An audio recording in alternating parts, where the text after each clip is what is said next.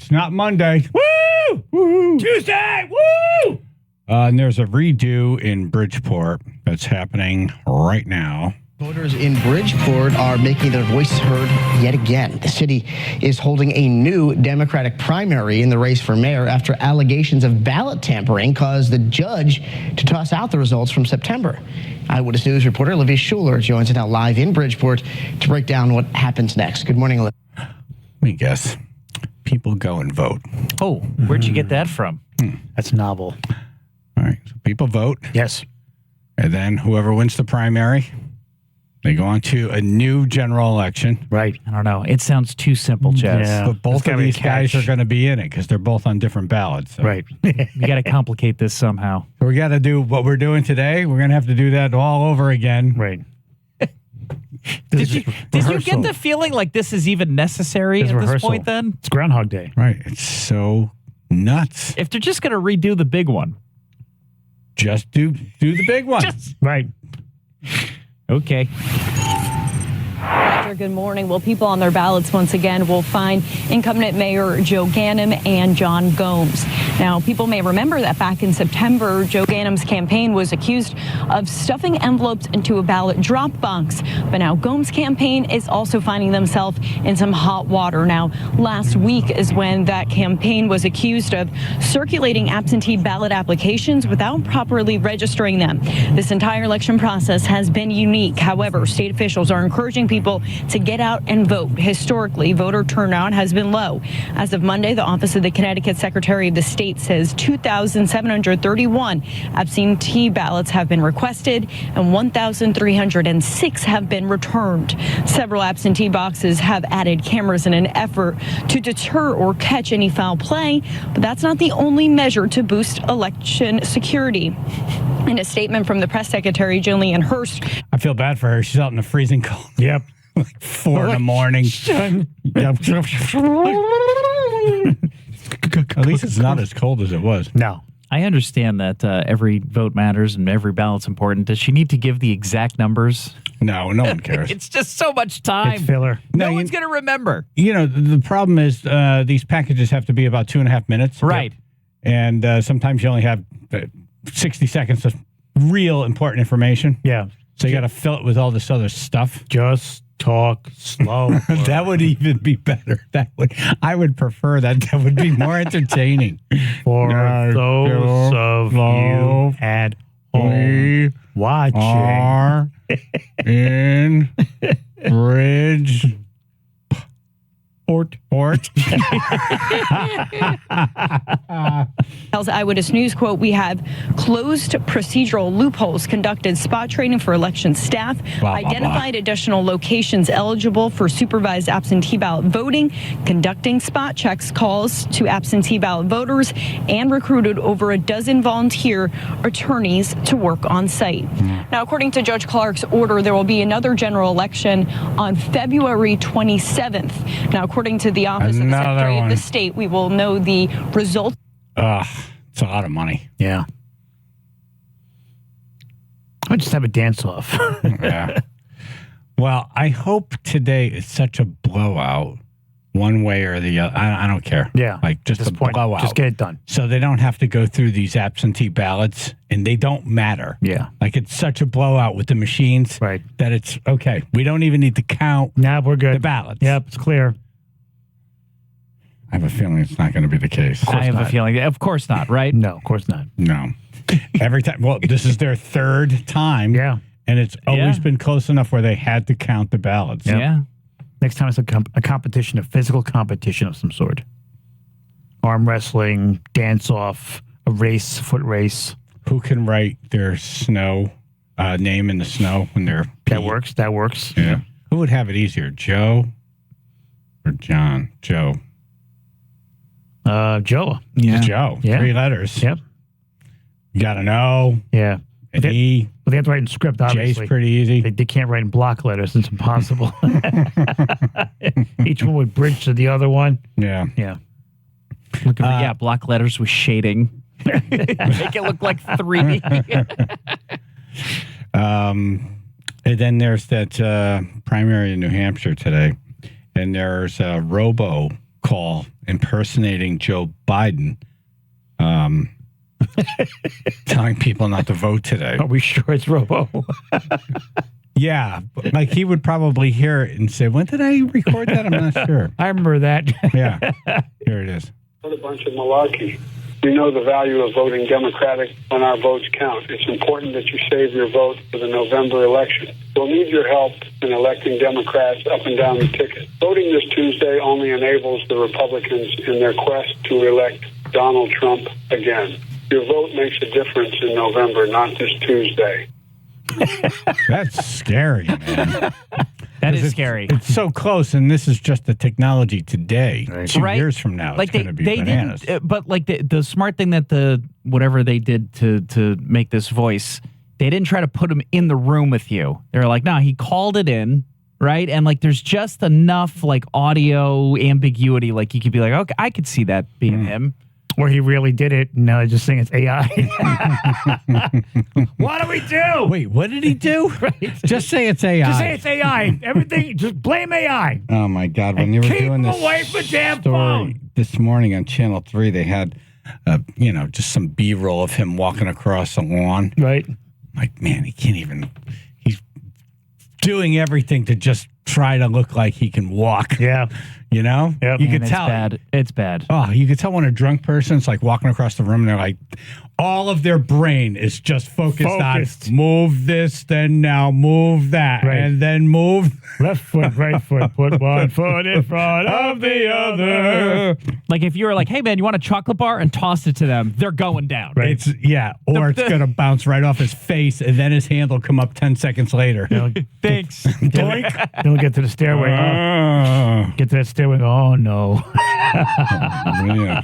I like in the AI clip though, they're treating votes like challenge flags in the NFL. Like if you use it too early, You only can't use it again later. This is don't waste your vote on this one. Oh my God. Save it. The sad, I bet people believe it. I bet there are people that would hear that and be like, oh, I didn't know. Thanks. In New Hampshire, no doubt. Well, and you know where those calls are going. They're going to the elderly. Yep. Because nobody else has a home line anymore. Right. But the elderly, you hear these scams they get into because they're just trusting people. Yes. Yeah. Yes. And there's a lot of That's his elderly who's voice. not going to, That's right. They're not going to be like, oh, that's artificial That's his intelligence. voice calling. Wow, he called us. Right. Joe? Right. Is that you? Joe? Joe? Damn it, pick up. Oh, man. It's nuts. You can't see him getting another phone. Like, do you think he'll be alive in 4 years? Just, I guess so. Alive, I yeah. mean, he's still walking around. Not as functional. He tries to ride bikes. He doesn't really ride them, but he tries to. Only when he forgets to put his feet down when he stops. That's a key thing. When you come to a site, you got to put your feet I down. remember when gravity was invented. He did have those weird shoes on that were attached to the pedals. Yeah, but he was That was clipped in. That was so- a big mistake. you kind of got to unclip your feet as you're rolling into the stop. Yeah. Like, Yeah. I better get a foot loose here. Don't even give him those sneakers. Just give him regular ones. Right. Is he going to go that fast where like he's going to lose a half a second Seriously. if his foot slips off the pedal? Seriously. Why are you strapping him in like he's a cyclist Right. racing in the Tour de France? Yeah. It's like, dude, Tour de farce. yeah, sneakers are fine. That's what it was. It wasn't even that he was going to go fast. It was that, you know what? His foot might get caught in the sprocket, Right. in the chain. Help. Yeah, he doesn't really know how to ride a bike, so we got to strap his feet in the chain. and Help. send him off, sail him away. I mean, give him a push. Give him a push. Just keep going. Just keep pedaling. That's right. Just keep Just pedaling, keep sir. pedaling. Don't look back. Just go forward. His Follow pant the leg gets cycle. caught in the gears. Ah, damn it. I don't know what happened. Oh, So God. where's your left leg, pant leg? What? Well, speaking of elderly, Yes. a 101-year-old World War II veteran celebrates birthday, gives secret to long life. Yay. I hate when they do this. Yay. These poor people. Here is Valeria Ryan and her daughter Eileen Alexin talking about her accomplishments and the secret to a long life. She raised 7 children, and life was tough on the farm, and so she always wanted to give back. She knew how important health care was, and how important it was for the community to help one another. What's my secret to a long life? It's to drink all the booze you can drink. Come on! So she already did. First of all, did they have women veterans in World War II? Yeah. Definitely. Like doing what? Flying planes, definitely. I know that. They had like a whole... Was it the contingent. wax? What? The wax, they call them wax. I don't know. Women Air Corps or something like that. Is that right? Yeah. Huh. I don't know what their name was, but... Okay. Oh, yeah, definitely. All right. Well, you heard him. Yep. Her. Yep. Drink all the booze you can. Apparently she already did. Can you imagine, though, living to such an age that the news shows up and they're like, hey, we're here to do a story. What did I do? You're so old that we just can't believe it. We just have to talk to you. Well, you did something a lot of other people haven't. Yeah. And we'd like to get to, like to feature you. Right. But well, Because we know you're going to be dead soon. no surprise, You've obviously. heard these before, Chaz. This is what always the family takes over. They talk for her, and then when she finally gets to speak, it's like, yeah, healthcare, whatever, my farm, drink all the booze you can. But they didn't even, like, the daughter's like, come on, to her answer. It's like, no, I'm 101. I get the answer any way I want. They probably cut Exactly. They probably coaches it up yours. Shut up. Give me a beer. Yeah, can you play that again? Her answer or the whole clip? Just her answer. What's my secret to a long life? It's to drink all the booze you can drink. Come on! Come on. She sounds You're like so funny. she sounds like Mr. Turtle from the Tootsie Pop commercial. I never got that far without biting. Ask Mr. Owl. Ask Mr. Owl. Oh, I think I just crap myself. Is that Joe Biden on the phone? Drink all the unsweetened lemon juice you can. That sounds like a mistake also. Totally a mistake.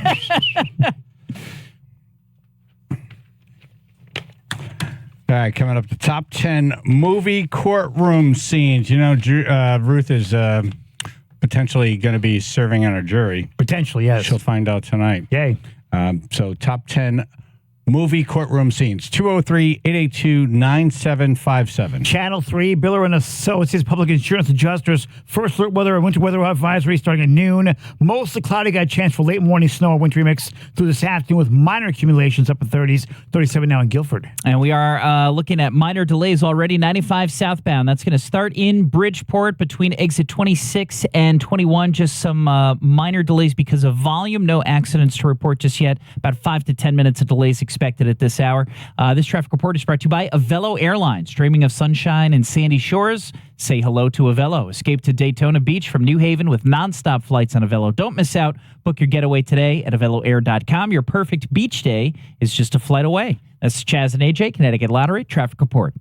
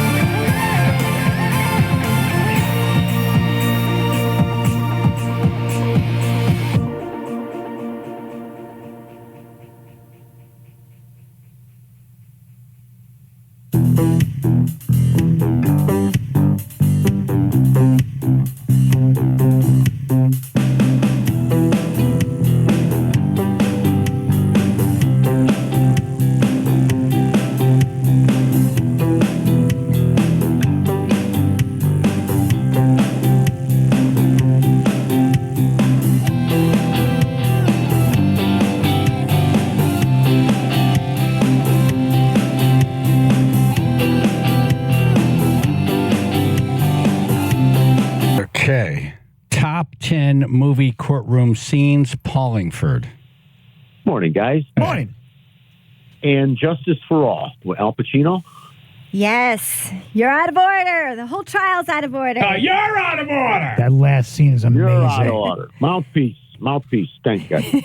He's not going off because I Very am. good. Off to a great start. That's number 3 on my list. My client, the Honorable Henry T. Fleming, should go right to jail. The son of a bitch is guilty. That man is guilty. That man there. That man is a slime. He is a slime. If he's allowed to go free, then something really wrong is going on. Mr. Kirkland, you are out of order. You're out of order. You're out of order. The whole trial is out of order. They're out of order. That was a great movie. Sounds like that's Al Pacino beginning his screaming career. Yes. Yep. Till then, he just muttered. I found my voice. The YouTube link that Ruth sent over said exactly that. Oh, is that right? Yeah. Really? Yeah. What happens here? I never saw the movie. So he's defending someone. Yeah, he's who's defending a total dirtbag. Who's a Everybody judge. knows he's guilty. Yeah. And then I'm guessing he's doing a really good job and probably going to get the guy off. And then right at the end, he just pulls the pin. Yeah, there's all kinds of things that go on. Like, for example, there's other people he's representing. One of his clients kills himself, which kind of makes him snap. And then when he deals with this guy, and this guy basically is a slime ball. And at that point, he just finally says, you know what, the hell with this. I'm not representing you. And just, why just am goes I after doing him. this? Why am I helping bad people? Yep. And Jeffrey Tambor is another actor who's another one of the I love him. Another lawyer who also snaps at one point in the movie. And when Al Pacino, after this is all done, is sitting on the courtroom steps, Jeffrey Tambor goes walking by and he's wearing a wig. And he turns, just pulls away and goes, "Hi, how are you?" He tips him like a hat. He goes, "Hello." I'd like to see it, but I have a feeling that it's I like think you'd too like late. it. No, you'd like it. You'd like it. Just because the movie making...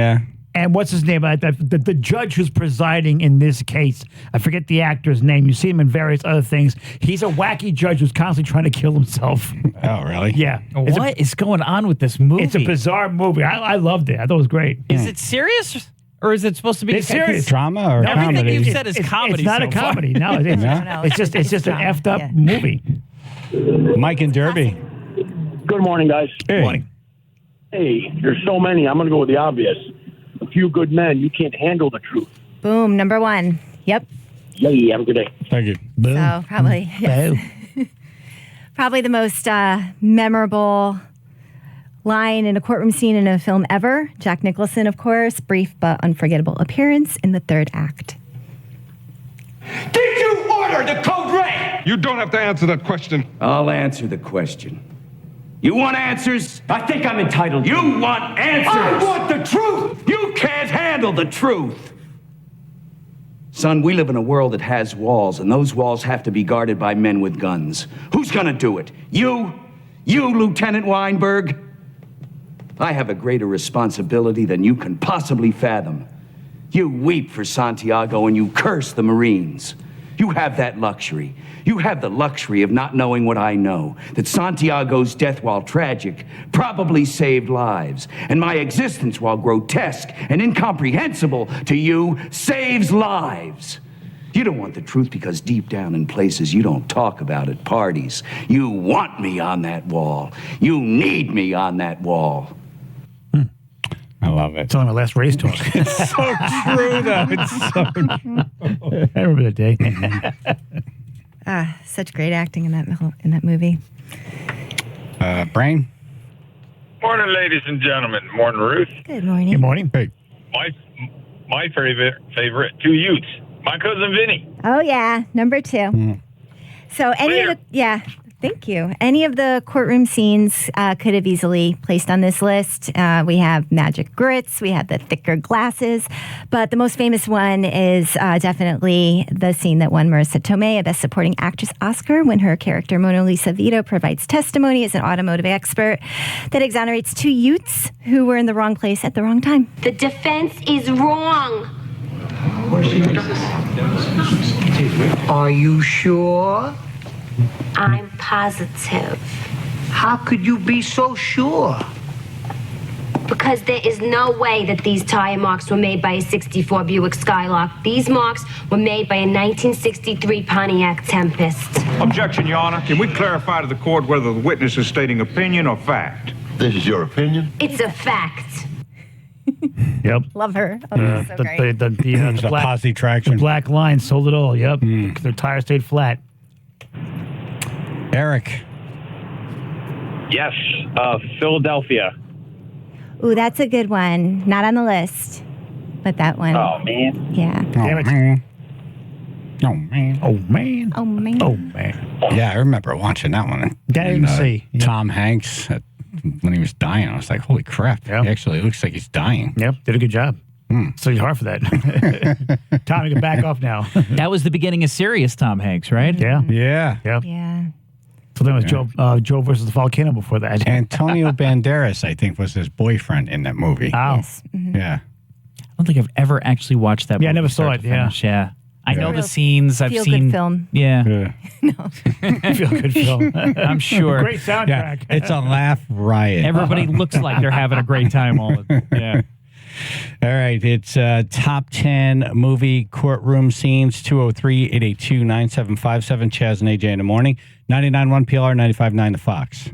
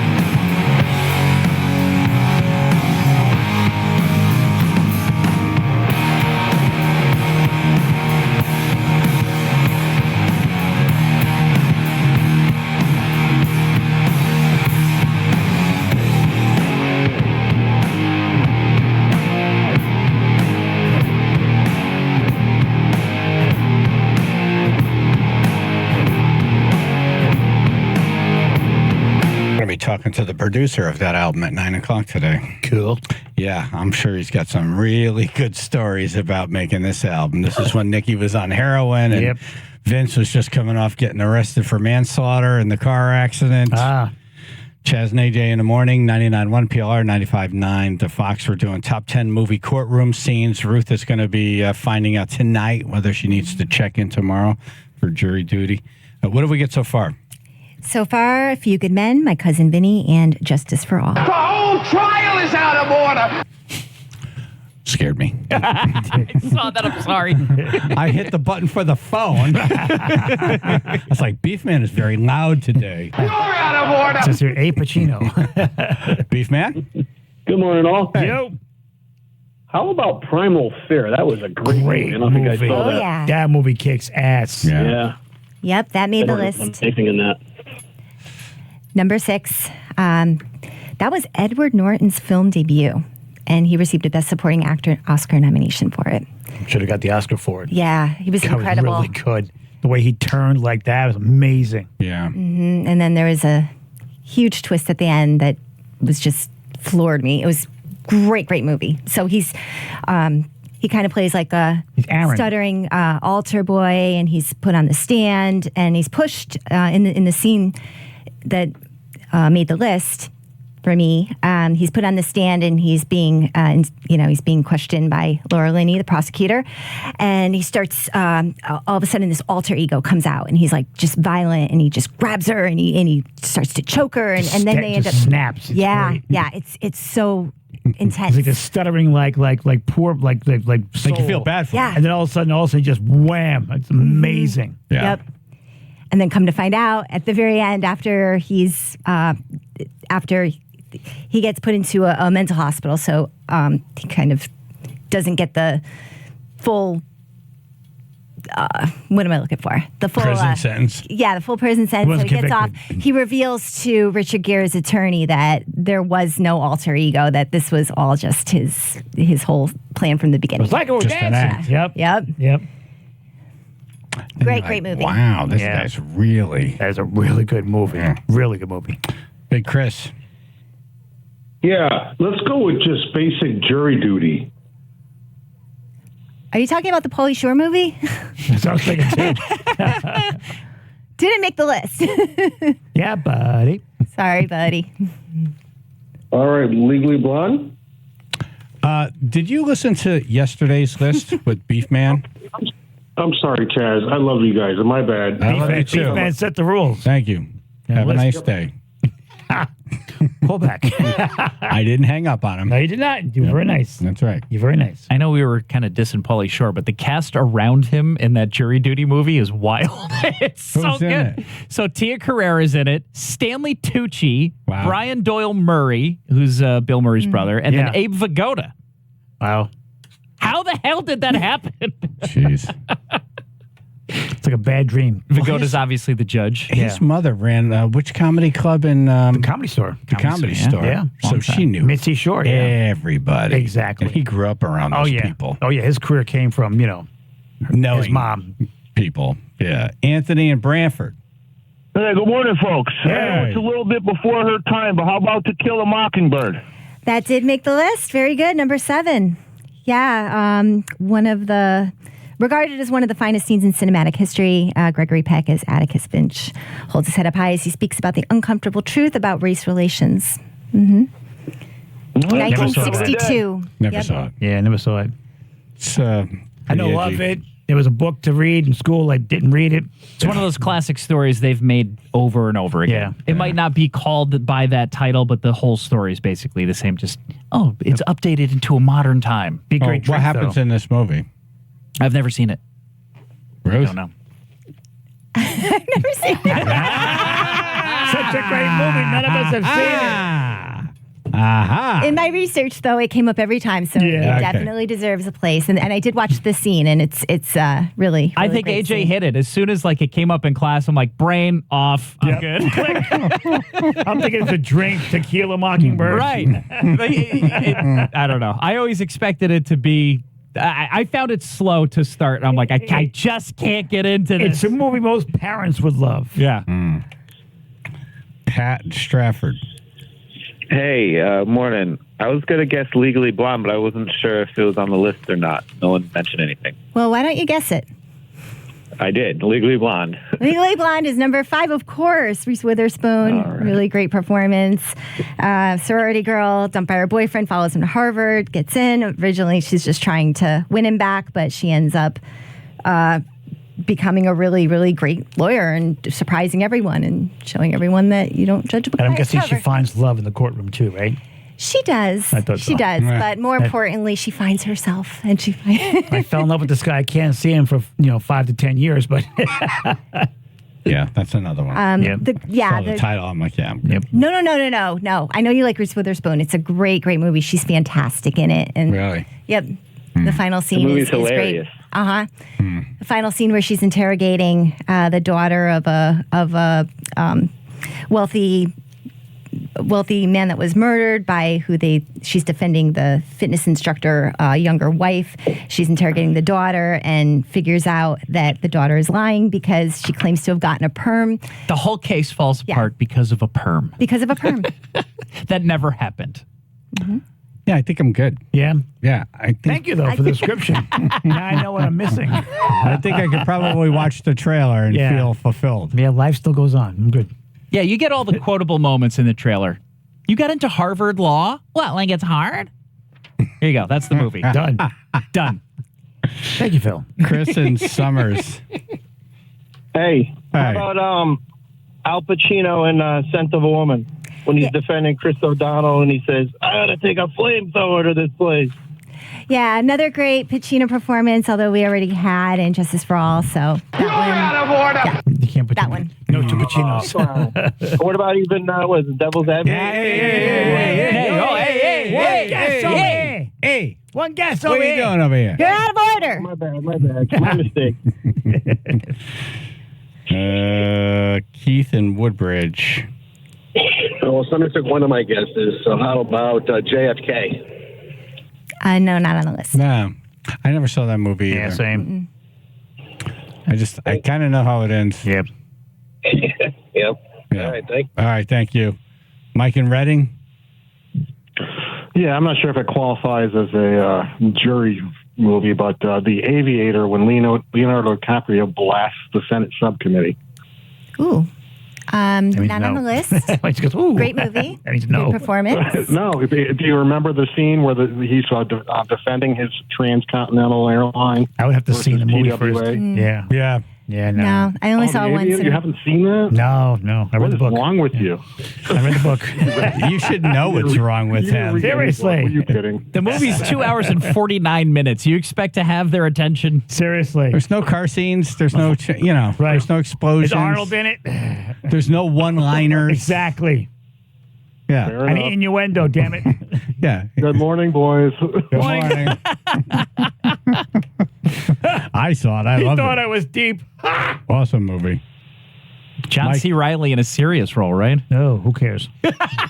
Mike and Shelton. Hey, how about 12 Angry Men? Yeah, 12 Angry Men, number 4, the original from 1957. So it doesn't actually take place in a courtroom. It takes place in a jury deliberation room, but definitely needed to be on this list. So the Yeah, whole it's one of movie's the in one room? Yeah, it's originally was thing. a Oh, play. hell no. Oh, hell no. Yeah. No. It basically Maybe shows they're All right, we'll see. how one juror can change everyone else's minds. And yeah, really great movie. Yeah, they went in and they did a vote. Yeah. And it was all guilty except for one person. Right. And then the whole movie is how this one person making arguments starts flipping each one of the members of the jury. Wow. And it's all about the dialogue. Yeah, no. Yeah. I'm good. Oh, no. We know. We know. I'm good. But they don't need me anyway. No. Yeah. They don't. Well, it's not like it's making money anymore. Exactly. Screw it. Edward and Then there's a Branford. big car chase. No. Liar, liar. Liar, yes. Number 10. All right. Wow, you guys are doing great. Jim Carrey, just really great physical comedy in this movie. He can't lie. His son makes a wish on his birthday that for one day his father can't tell a lie. His father's a lawyer, played by Jim Carrey. So he has to kind of get through this whole court case without being able to lie. And he at one point beats himself up, and then at the very it's I'm kicking my ass. Do you mind?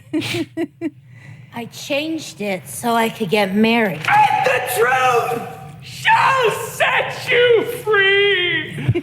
My client lied about her age. She was only 17 when she got married, which makes her a minor. And in the great state of California, no minor can enter into any legal contract without parental consent, including Prenuptial agreement. prenuptial agreements. This contract is void. The fact that my client has been ridden more than Seattle slew is irrelevant. Standard community property applies, and she is entitled to half of the marital assets, or $11.395 million. Jordan fades back, swoosh, and that's the game. Nothing further, Your Honor. It's ridiculous. I love it. So great. I'd like to see it just because it's so silly. Yeah. Oh, you've never seen it? He does this crab walk right at the end, where like his face is like all contorted, and he just glides across the screen. Like he's not walking, he's not bouncing, and I don't know why it's the funniest. Yeah, the best scene. What is he doing with his legs? The best scenes when the cop pulls him over and says, "Do you know why I pulled you over?" And he just goes through his whole line. Depends how long you were following me. Is that all? No. I have unpaid parking tickets. Dave in Greenwich. Dave. How about Primal Fear? Yeah, got it ready. Got that one. Number 6. Thank you. Top 10 movie courtroom scenes. Harold. Good morning, guys. Hey. How about the last scene from the Boondock Saints when they're executing Paul Iacovetti?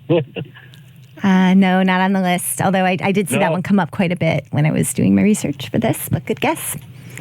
All right. Have a good day. Thank you, Harold. Janet in North Haven.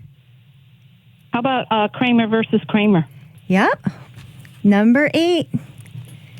So that we all know Meryl Streep's extraordinary actress. This is the scene in the end where she does the famous I'm his mother monologue and wins custody of her child. Yeah. I saw that in the movies. I can't remember any of it.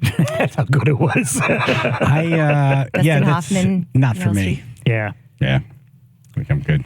Holy cow, we have one left. Remember the one scene says, I forgot to beat my children or something like that. Who said that? Dustin Hoffman. He's just kidding around. Goes, I forgot to beat my children. Do we have a clip or no? I didn't have a clip for that one. Okay. All right, Joe and Shelton, can you bring it home? Aaron Brockovich. Oh, that was a good one. Oh, oops. Yeah. Holy cow. There are there are a lot of really great courtroom scenes. Yeah. That is absolutely one of them. However, it just missed the list. That's number 11. Let's wrap it up. Okay, so we've got 9 out of 10. So 10 Liar Liar. 9, the one that was missed was A Time to Kill. Matthew McConaughey in an early role. Really, really great performance. Number 8, Kramer versus Kramer. 7 was To Kill a Mockingbird.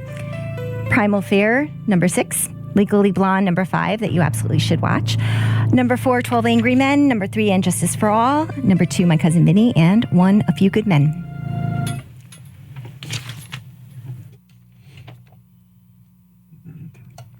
Channel 3 Bill and Associates Public Insurance Adjusters. First look weather, got a winter weather advisory starting at noon today, mostly cloudy. Got a chance for late morning snow, wintry mix through this afternoon with minor accumulations up at 30s, 31 now in North Haven. Looking at heavier delays now, 95 southbound as we got more cars out there. Heavier volume. Bridgeport starting around exit 26. That'll move southbound 95 to about exit 21 in Fairfield. 5 to 10 minutes of delays expected now.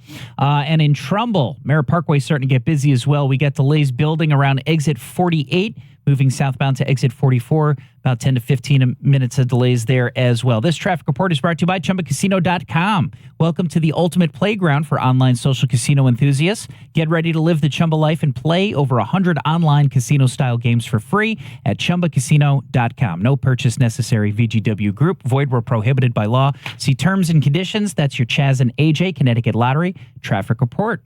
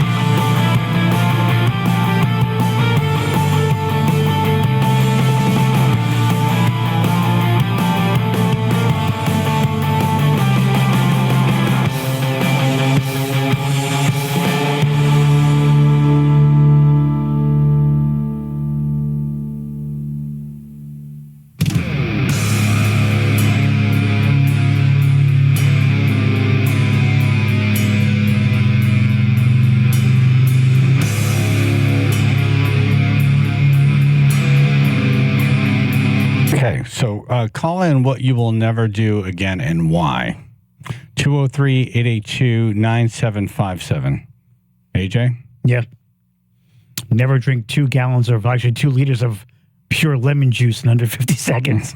Oh, don't ever do this. I can't wait to hear how that went. Don't ever do it. Chaz and AJ in the morning, 99.1 PLR, 95.9 The Fox.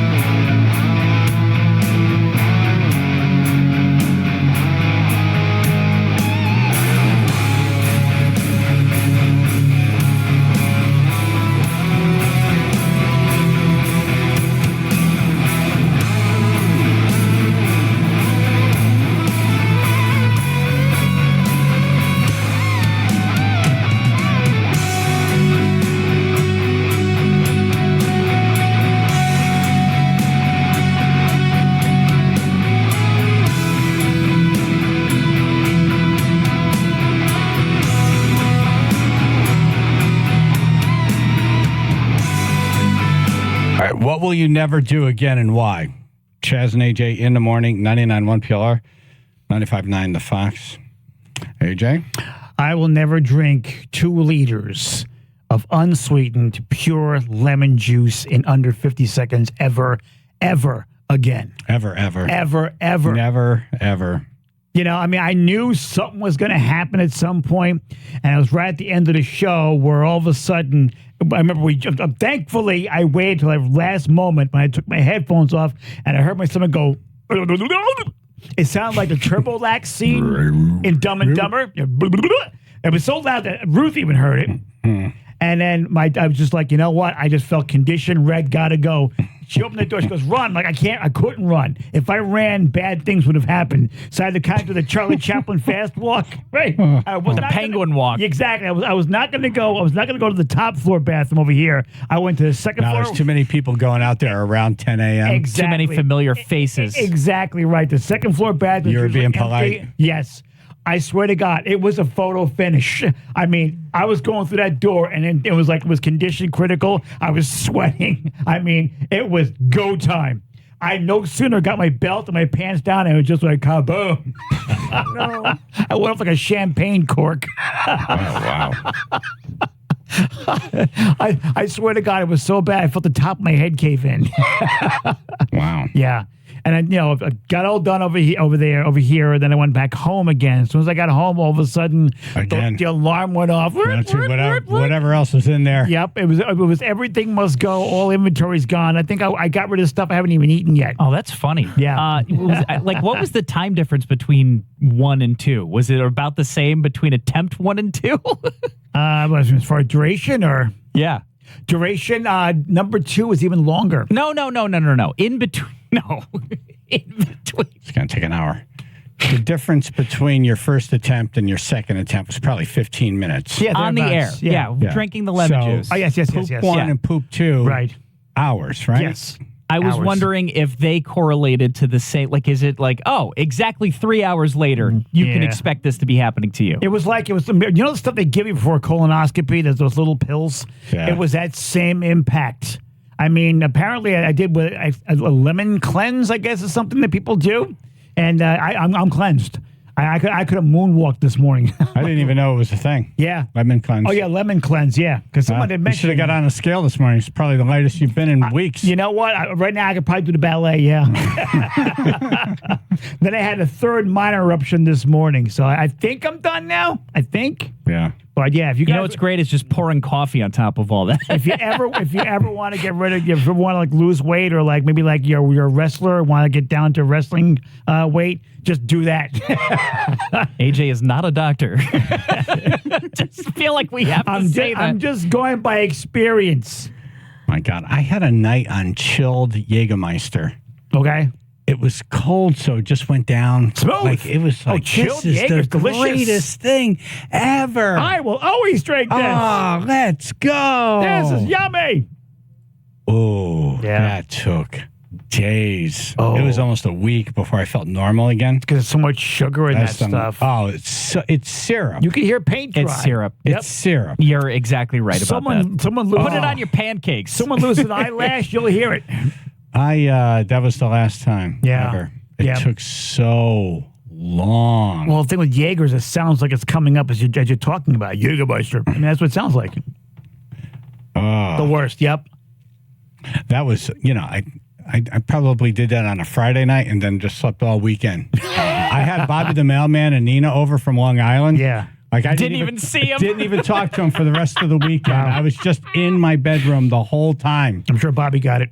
They're just on your couch watching Rocky marathons. They're doing their own thing. I'm just out all weekend. It's like they rented your house for the weekend. Yeah, never again. All right, so we got some tribe members calling in with the things you never do again. We got that election going on in Bridgeport today, the redo. We'll see if there's an update on that. And there was a school bus accident in Connecticut yesterday. Luckily, no one injured. Channel 3, Biller and Associates Public Insurance Adjusters. First alert weather. Got a winter weather advisory starting at noon today. Mostly cloudy. Got a chance for late morning snow, wintry mix through the afternoon with minor accumulations. Upper 30s, 31 now in Bethany. All right, 95 southbound. We're going to start with delays in Bridgeport. Exit 26 moving southbound to exit 21. We got heavy stop-and-go traffic. No accidents to report, thankfully. Also in Norwalk, looking pretty slow, 95 southbound between exit 16 and exit 13. On the Merritt Parkway, that's going to begin in Trumbull around exit 48, moving southbound to exit 44. This traffic report is brought to you by ChumbaCasino.com. With over 100 online casino-style games, Chumba Casino is your go-to destination for nonstop entertainment. Play for fun, play for free at ChumbaCasino.com. No purchase necessary. VGW Group. Void where prohibited by law. See terms and conditions 18+. That's your Chaz and AJ Connecticut Lottery traffic report. All right, I know it's not the season for it, but it's never too early to get a quote and a plan in place. If you've been holding off starting your next home improvement project because of some horror stories maybe you've heard, then you should get in touch with the team at Gunner Roofing. Hey, this is Phil. Gunner Roofing believes in providing you unmatched craftsmanship, speed, innovation, and communication, all resulting in unmatched satisfaction and value.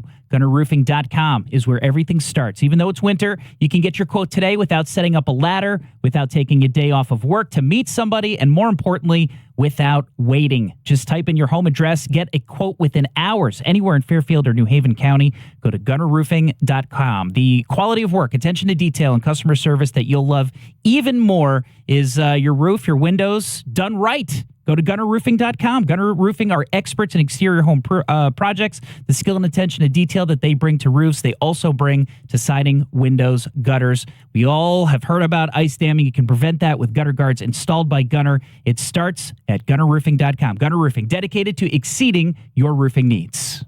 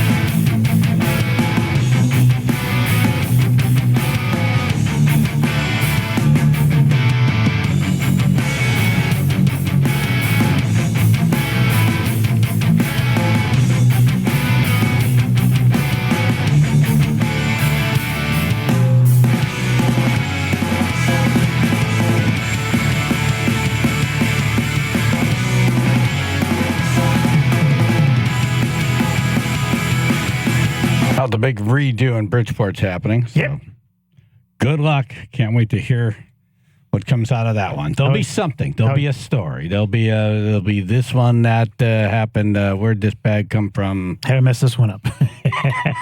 We'll see.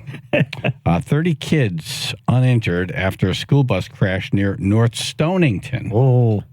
That school there. The crash occurred around 8:30 a.m. yesterday in front of the school. State police initially told that 6 students and a driver were occupying the school bus at the time of the crash. However, North Stonington Superintendent Tony Hopkins said 30 students were on the bus at the time. It's a big difference. Did you see a picture of the bus? Yeah. It took a good hit. Oh, yeah. Those bumpers don't fold like that. Those bumpers don't bend like that. Yeah, no. North Stonington, you said?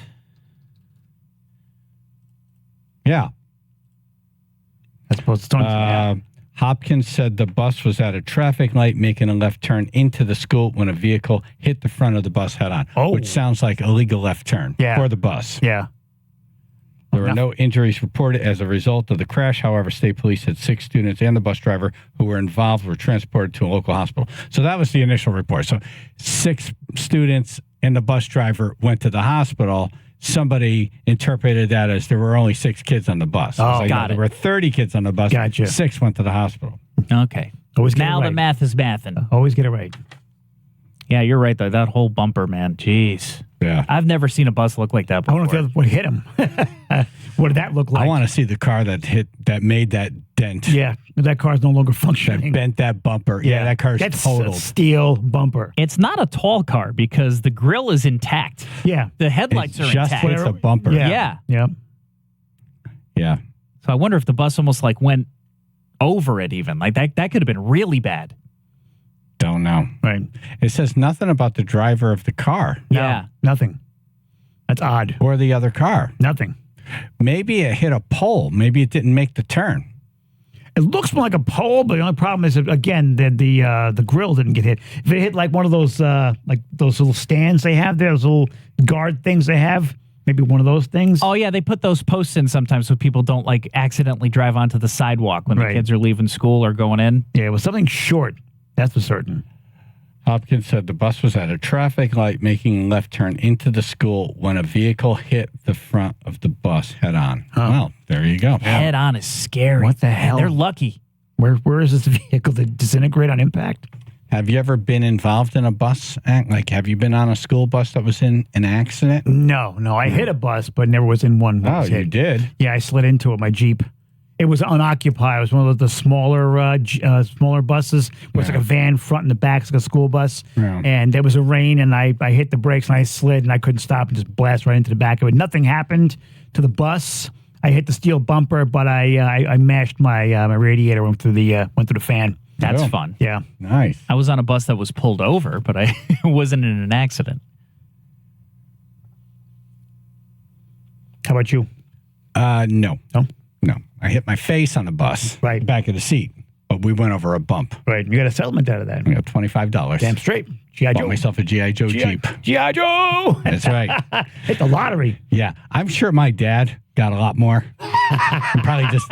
Here's your portion. He was like that. He's like, hey, this is for the house. Here's your cut. Yeah, this is my tribute. Right. Here's your $25. You like the roof over your head? Here you get $25. You'll have more teeth. Don't worry. Right. Yeah. I have a feeling he made out pretty good on that one. Hey, we got G.I. Joe Jeep. We were talking about things you'll never do again and why. Gordon and Shelton.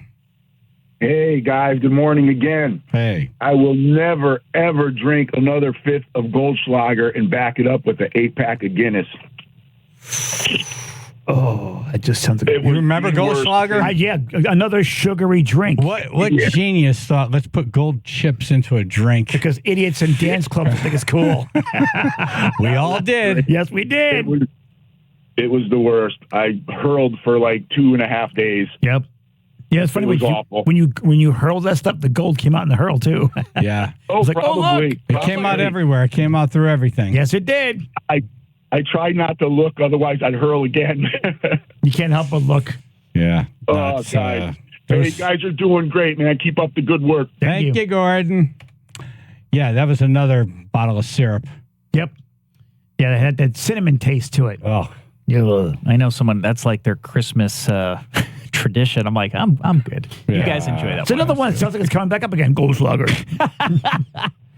Beef man. I will never change a flat tire again. Why? I had a 72 Firebird, and it was on a hill, and the rear was facing down the hill, and I had a flat in the rear tire, so I jacked it up, and the car moved. And it's the dumbest thing ever to jack up a car on a hill. First of all. I know. Well, I know that now. Yeah, absolutely. Yep. The jack bent and impaled the car, and it was stuck there. And I said, "My God, what am I going to do?" And luckily, my uncle had an auto. And that's the best scenario. Yeah. That happened. Yep. You could have been that could have been on your head. Right. Yeah. You could have been you would have been in dumbass news. Could have been, yeah. Dumbass jacks up car on hill, car crushes his head. Right. He's been flattened beef man. Beef jerky man. And you would never heard from me. You could have taken out a school bus. I could have done a lot of. It could have done a lot of things, but I don't jacked trust up cars. a They're too car expensive. on a hill. On a hill. Ugh. Don't do that. On a hill. Yeah, no one ever does that. You ride the rims to get a flat surface. Who cares what tire? You jacked up a car on a hill. A car will still roll on a flat tire. But didn't you just like recently call in something and say you were intelligent? Weren't we talking about something where you said you were smart? I think I intelligent. That's what he was teased for in school. Because he was intelligent. Wait. Book smart is different from cars. This is true. Book smart would tell you that the weight. You never see a Dexter change a tire. Heading down a hill. Wait, let me ask you this. It's in park, so why did it? You jacked up a car on a hill. I don't mess with cars. I don't change oil. They're too expensive. I don't do anything in my cars. No. And your car said thank you. I get a flat. I'm calling AAA or roadside. You're better off. You're much better off. It keeps the economy going. I'm not messing. But I was only 20 years old at the time, so I didn't realize it. That's even worse that you weren't like 10. You get your brains up to 21, apparently. I was jacking up cars when I was 10. Yeah. Yeah. Help me! I have a flat tire! There he is now. Big man, don't jack that up on the hill. Wait, I got a better one. I also changed the oil, and I didn't put the filter on back, and all the oil ran out, so that wasn't good either to the engine. So I don't. But you were the intelligent one. Yeah. Is that why you had to jack up your car? I don't know why it slid. Oh, the oil slick, maybe? Here, let me jack the front up so the oil doesn't leak out when I pour it in. I'm not mechanically inclined. No, you're not. No, you're not. No, it's okay. Yeah, don't touch that. Stick to computers. Yes. Absolutely. All right, guys. Jesus. Wow. Beef man. What the hell? Takes a big man to admit that, though. Yeah, I guess it does. Yeah. They're calling him Beef Patty now. He would have been, what are those, flat steaks? Yeah. Yeah. Thank you, Bill. Yeah. Bill emailed me that. Oh, my God. Can you imagine? Yep. That's no He didn't brains. stake him. I screwed up jacking up a 66 Mustang. I got it stuck in a field in the Shelton Intermediate School football field. Are you doing donuts? Not that there was supposed to be a car there. No. Yeah, I was with a girl. We went parking. Right. Yeah, we happen to find ourselves there, so. Right. No, A little bit of rain. Right. Back tire sunk right down. I'm like, let me jack it up, get it out of the mud. And I put the jack right in the middle of the bumper instead of under the bracket. Oh, no. And the bumper just went, became a V. I'm like, Like it's frowning now in the back. Turn that dummy. frown upside down. Did you get out of the field, though? I got it out of the field. I did. Well, jacked it up, went out in the woods, got logs, put it under the tires, lowered it. Look at you. Drove out. Paul Bunyan. But nice. Bent bumper. Yep. Lake Compounds announced it's going to remove some attractions at the park. Oh. Bumper cars, Jolly Jester, and the trolley. See, bumper cars are fun. Bumper cars is the new dodgeball. Yep. It's like you can't do it because people will have their feelings hurt. Oh, please. They're not all even, though. Like, there's always the one car that everyone's like, that's the one that goes the fastest. Right. It's like, can't you just make them all the same? No, they can't. Or especially the ones at, I don't know how they were at Lake Compounds, but like Quassapog, they had the metal rod that goes up to an electrified grid. Yeah, Yes. That's basically how they are, yeah. This seems safe. Yep. This seems safe. Let's put a bunch of kids under an electrified metal grid. And you hear the snapping sound. Yes, they're surprisingly loud.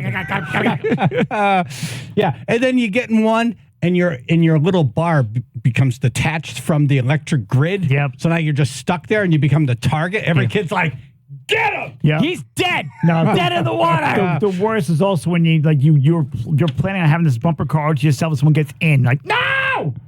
I don't want a passenger. Oh, really? Yeah. That would never happen. I don't want a passenger. Yeah, it happens. Oh. I like when the person jumps on and they have like snacks or a drink and they're trying to one-hand it. I'm like, oh, you're going down, man. You're going down. I'm going to splash you They're with your practicing beverage. for later on in life when they're driving. Oh, and those moments where you stop and someone comes behind you full blast. Yep. And you look like a crash test dummy. Yep. Like your neck goes back, your arms are flailing. Right. And you turn around and you're like, that's it. Yep. The rest of this time, I'm going after you. You get that one kid who wants to be a lawyer, comes over and asks you okay. It's like number 13. Number 13. You're dead. Yep. I'm coming after you. Yep.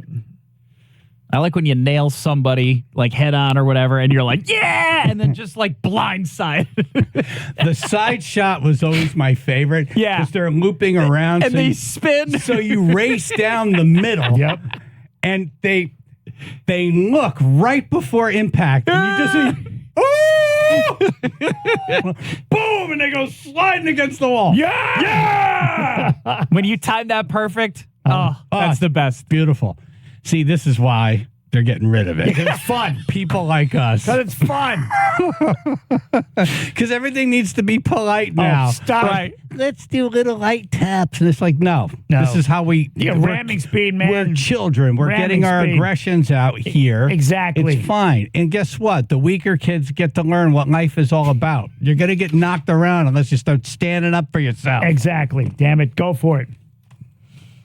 I feel much better now, you. All they have to do is play this clip and say, this is why bumper cars Here are we going go. away. The This compelling is argument, why. right? Anyone who You wanted to people. know, Right. this is it. They're just This a is small it. representation of the idiots out there. Right.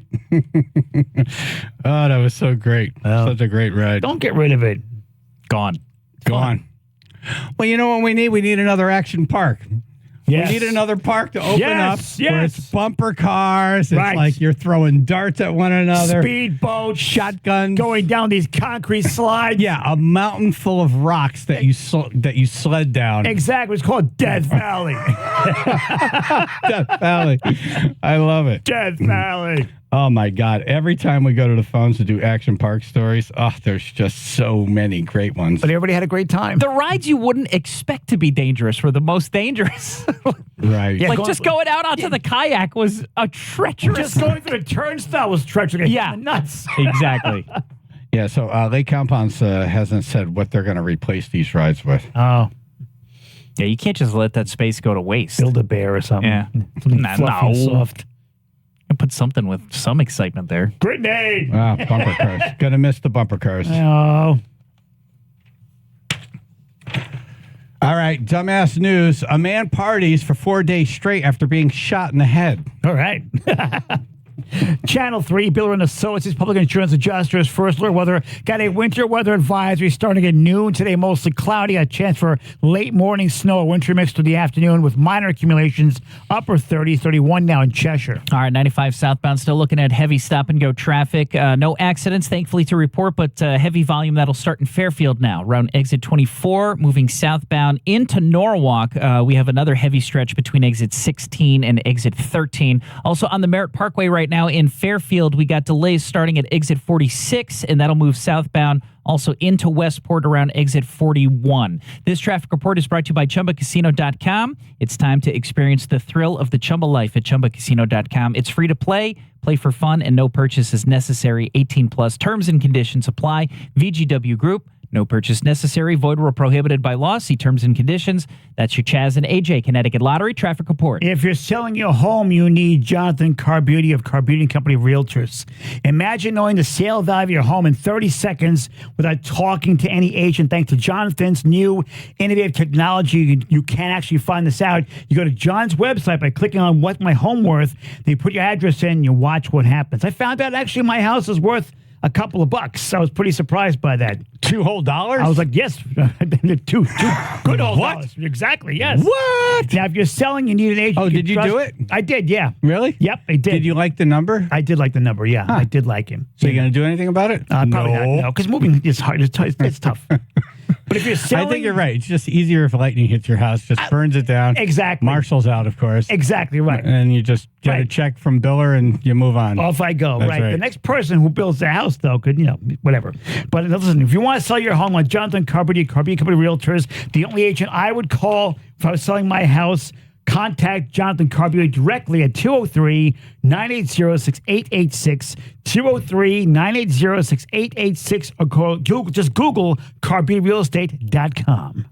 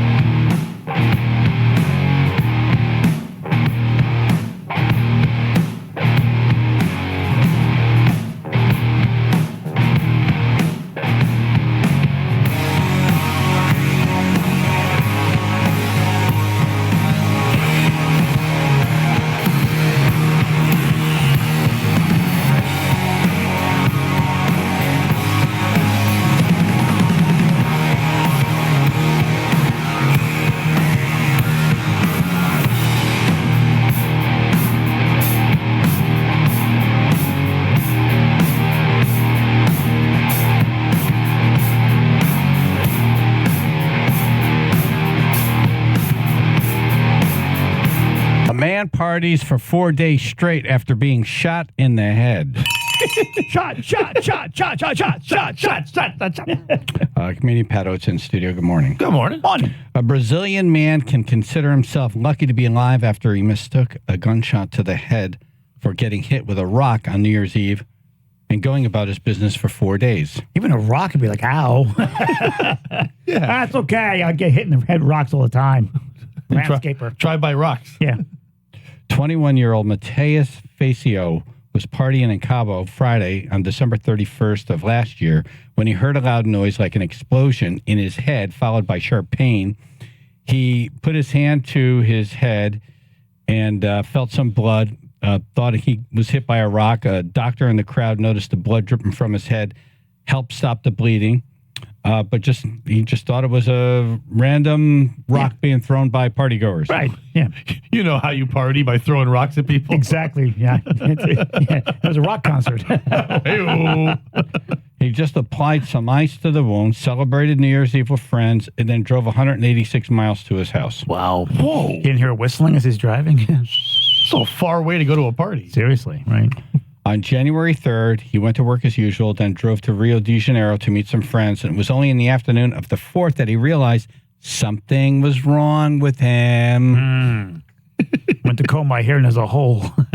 After taking a nap on January 4th, Mateus felt his left arm weaker than usual. Uh-oh. And uses that. It wasn't until the right arm got tired that he realized the left arm wasn't that great. I don't have the grip I normally do. It's taking forever. Oh, my God. So he could move his left arm, but it felt strange. He didn't have the power or the coordination to pick anything up. So he was worried, got dressed, went to the local hospital. They did a CT scan, and said, hey, look at this. They said, hey, what is this? Good heavens, there's a slug in here. Wow. You know you're not important when it takes 4 days to realize you don't work. This weekend, man, I'm pretty shot. Yeah. The doctors and nurses who saw him there almost couldn't believe it. Quote, for a person to spend 4 days with a bullet in his head not feeling anything is inexplicable. Right. Yeah. Is he Batman? They're dense. They're just dense. He was born again. We can celebrate Matthew's birth twice. No. Wow. Might he die? I hope he gets smart now. Like in those cartoons, cool. like a bullet goes, I'm a genius. That'd be cool, He right? could speak like eight different languages. He's solving those big like equations on the wall. Beautiful mind Those stuff. big equations on the wall. You don't even know what they're called. Like algebra? Equations. No, they're just equations. Equations. Yes. He can do the numbers thing now. Large equations. You know those things on the walls where people like write stuff and it's like really smart and stuff. Right, those equations. A lot of walls here. Never seen any equations. 2 + 2 = I don't know. I'm not Okay, how about my foot plus your ass equals happiness for me? Does that work for you? That would be your equation. That's my equation. You would draw a foot plus his ass. Yeah. Right. And whose name would you write under the ass? Starts with a P. Ends with an L. Phil. Has I in the middle. Or Pat. Yep. X is Phil, Y is Pat. Equals AJ's face smiley. Right. Happy face. Yay. There's your equation. Boom. But is it on a wall somewhere? Shut up, Phil.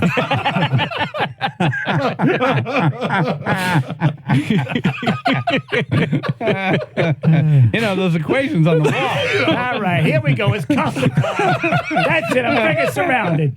She's like Matt Damon. He just like walks in and just solves stuff in a board. Solves the equation. Goodwill moron over here. Doing wall math. Love you, man. I can tell. It was a 9mm bullet in his head. Can you That's imagine? nuts. Yep. That's not like a 22. Yep. Not that that's 9 not + easy. 22 = smart guy. What's 9?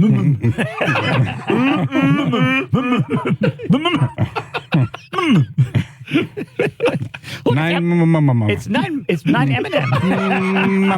There's so many mums in me. And then you move. Peanut butter. Yeah. I say it. What? Dude, wall math is it. I can go home now. That was amazing. That is amazing. Yes. It's early yet. Maybe you got shot a while back and you don't know. Maybe I did. I lived in the hood. When's the last time we ran your brain through a scanner or something? Never. The last time. Remember, didn't qualify. No brain. I've hit a lot of things in my head, just so you know. Yeah, I've shot you. Rubber bands. Yeah. Rubber bands. Yep. Paintball. Hit him with the pot lid the one time. Pot lid. That's the one that rang the bell, man. Can we do a game, rock or bullet? Monday on Stunt or Stupid.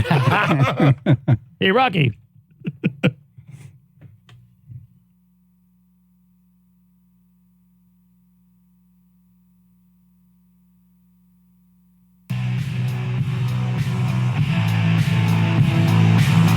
Can Ken, the king of kindness in Brantford, teach us anything? Let's see if he lasts. Yeah, seriously. See if we learn something.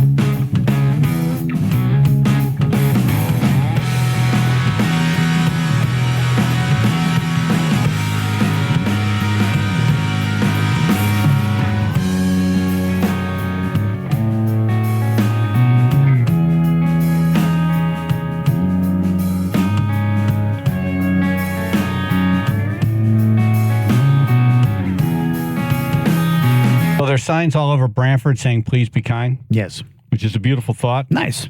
But it's easier said than done. Seriously. So we brought the guy behind this movement, which is a beautiful movement, in studio to help us be kind. Or kinder. Yep.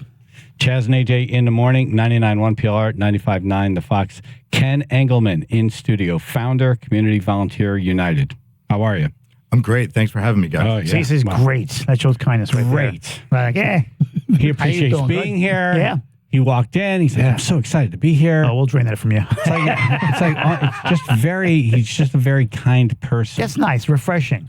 Were you ever not kind and then became kind? you were a bastard or were one you time? always kind? Are you a serial killer? Right. Are you making good on some bad things? Well, that's how you attract people, by being kind. I was like, whoa. Get in the van. I'm nice. Hey. How did it start? Look, this candy. You know, I've always been kind, but I never really paid attention to it until I started picking up on a lot of things happening in the world and a lot of reactions people had to different situations. And I happen to surround myself with good people that are kind and compassionate and empathetic. And that's something that I feel, and we all feel, the world should learn more about and pay attention to and start treating others like they'd like to be treated. And kindness, compassionate. I gave up on that. Yeah, Chaz says that every day. We just say it all the time. It's our theme here. I tried. Be courteous, kind, and forgiving. Right. What I've learned a lot is a lot of people are going through different things, personally, professionally, and you just don't know what somebody else is going through. So by being kind and smile and say please and thank you and helping out your local community. All right, so if you hold a door open for someone and they walk through and they don't say thank you, do you yell, "You're welcome"? Yes. You do. No. What is wrong with you? But he says it kindly. You're welcome.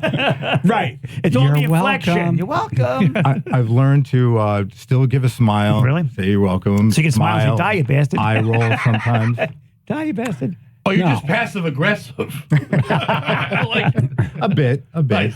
But I still keep forward, trying to inspire others. And you know what? The response has been overwhelmingly positive. Everywhere I go. You ever in a bad mood and you run into someone who's nice and they change your whole day? Just that interaction, change it. You're like, oh, that's... Yeah, but some folks are impervious to that. And I know some friends of mine are like that. Yeah, you try being kind and nice, and they're like still grumpy. They're your friends. They must hate you. Yes. Right. That's You're what I'm so thinking. nice. Ken, you're so happy all the time. You're so nice all the time. It's annoying. But at the same time, it's inspiring because random acts of kindness does make a difference, and it's a ripple effect. Yeah. Okay. Usually people do you respond. like football? Love it. Okay. Who's your team? Giants. Okay. Okay. So how do you do it? It's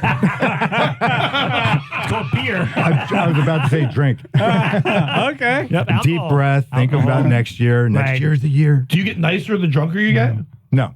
All right. That is good to know. That's good Actually, awareness. yes. Actually, I get mushy. I turn into one of those. I'm a mushy drinker. AJ's like that too. I love you, man. Yeah, I really AJ, do. you Give become a everybody hugger. hugs. Hugs. Loves and hugs. Yep. I'll hug a stop sign. Yeah. All right. Let's. We have Ken in studio. He's. If you've seen these "Please Be Kind" signs around town in Brantford, he's behind it, and he'd like to spread this movement. We're going to play him a couple of clips of us in action and see if Ken can give us some advice as to how we could have been better. Right. If I can learn how to do what you do in one day. Hold on. I see you. Here I go. All right, let's go, Chaz. Hold on. Don't spill the bubble. Here's the cup. Right. You want to blow I'm your nose. making coffee. Nice. What? Wow. Okay? You're just calling that in to annoy me. No, you don't watch that. How many times have you seen it? Probably 30 with my daughter. It's our favorite song. Get off the phone. Gwyneth Paltrow is mine. I love that she got her head cut off in 7. Right. Like, great. So she married Chris Martin from Coldplay. We were into that. Oh, right. Yes. And had a kid named Apple. Conscious uncoupling. Yes. The rest of us call it divorce. Here's why. Right here. This piece of paper will explain why your career's in the toilet. Hey! Shut up! I'd murder him. Murder! So what do you think? What do you think? So that's one. That was Tuesday. Any thoughts on that? To me, that was the kindest transaction and communication I've ever heard. You guys are perfect. Don't change. That's how he stays in this mode. Yeah. 'Cause he just hears everything Right. in a different way. Exactly. Like. Right. Yep. He didn't even say where you're too far gone. He just said, "Oh, that sounds great," and moved on. He's like, "I can't help you." Yeah, but that's a form of kindness too. Is accepting people exactly as they are. Exactly as It's they not are. my job to change you. Lying is perfect. No, but see, he just accepted that for what it is. He did. He said, "You're you. You're definitely you." Right. And we move on. Exactly. We move forward. Right. See, he's like, we're not even going to Right. spend any time back there. We're done. Yeah. Just He's beyond not help. even going to go back and say, well, maybe you shouldn't want Gwyneth Paltrow to be headless. Or for that guy to be murdered. Yeah, the one guy to be You murdered. shouldn't want to murder someone. He's not even judging. No. He's just moving on. It's like, that's back there. Yeah. We're right here. Right. So you're like living in the I moment. think he's happy he's not you. You're living in the moment. You I don't try to. You don't get worried about what's coming. You don't worry about what was in the past. You don't get mad about that. Right. You're just like, here we are right now. Right. Yes. Interesting. Huh. And it takes work. So I try to focus on that and I try to spread that. He takes weed. No, but imagine being the kindness guy in Brantford and now you're flipping people off in traffic. Yeah. It's like, hey, wait a minute. I thought it was kind. You know what? He seemed happy doing it. Right. You have a pressure in your town now. But, yeah, you got to. It's like, You flip the bird. Go, have a nice day. Yeah, you gotta move. You know what I mean? Like, when people get mad. And you would stink in an apocalypse, too. Like, everything's ending. You're like, hey, guys, zombies are fun, too. It's like, get away from me. You know, I mean, that mushroom cloud is warmer now. it is a challenge to be nice all the time. Look at the Just can a I'm getting. challenge. I love mushrooms. All right, so you're driving down the highway and you have to be somewhere. You're in the left lane and someone's driving like the speed limit in the left lane, and then the right lane's all full. What do you do with that? Take a deep breath.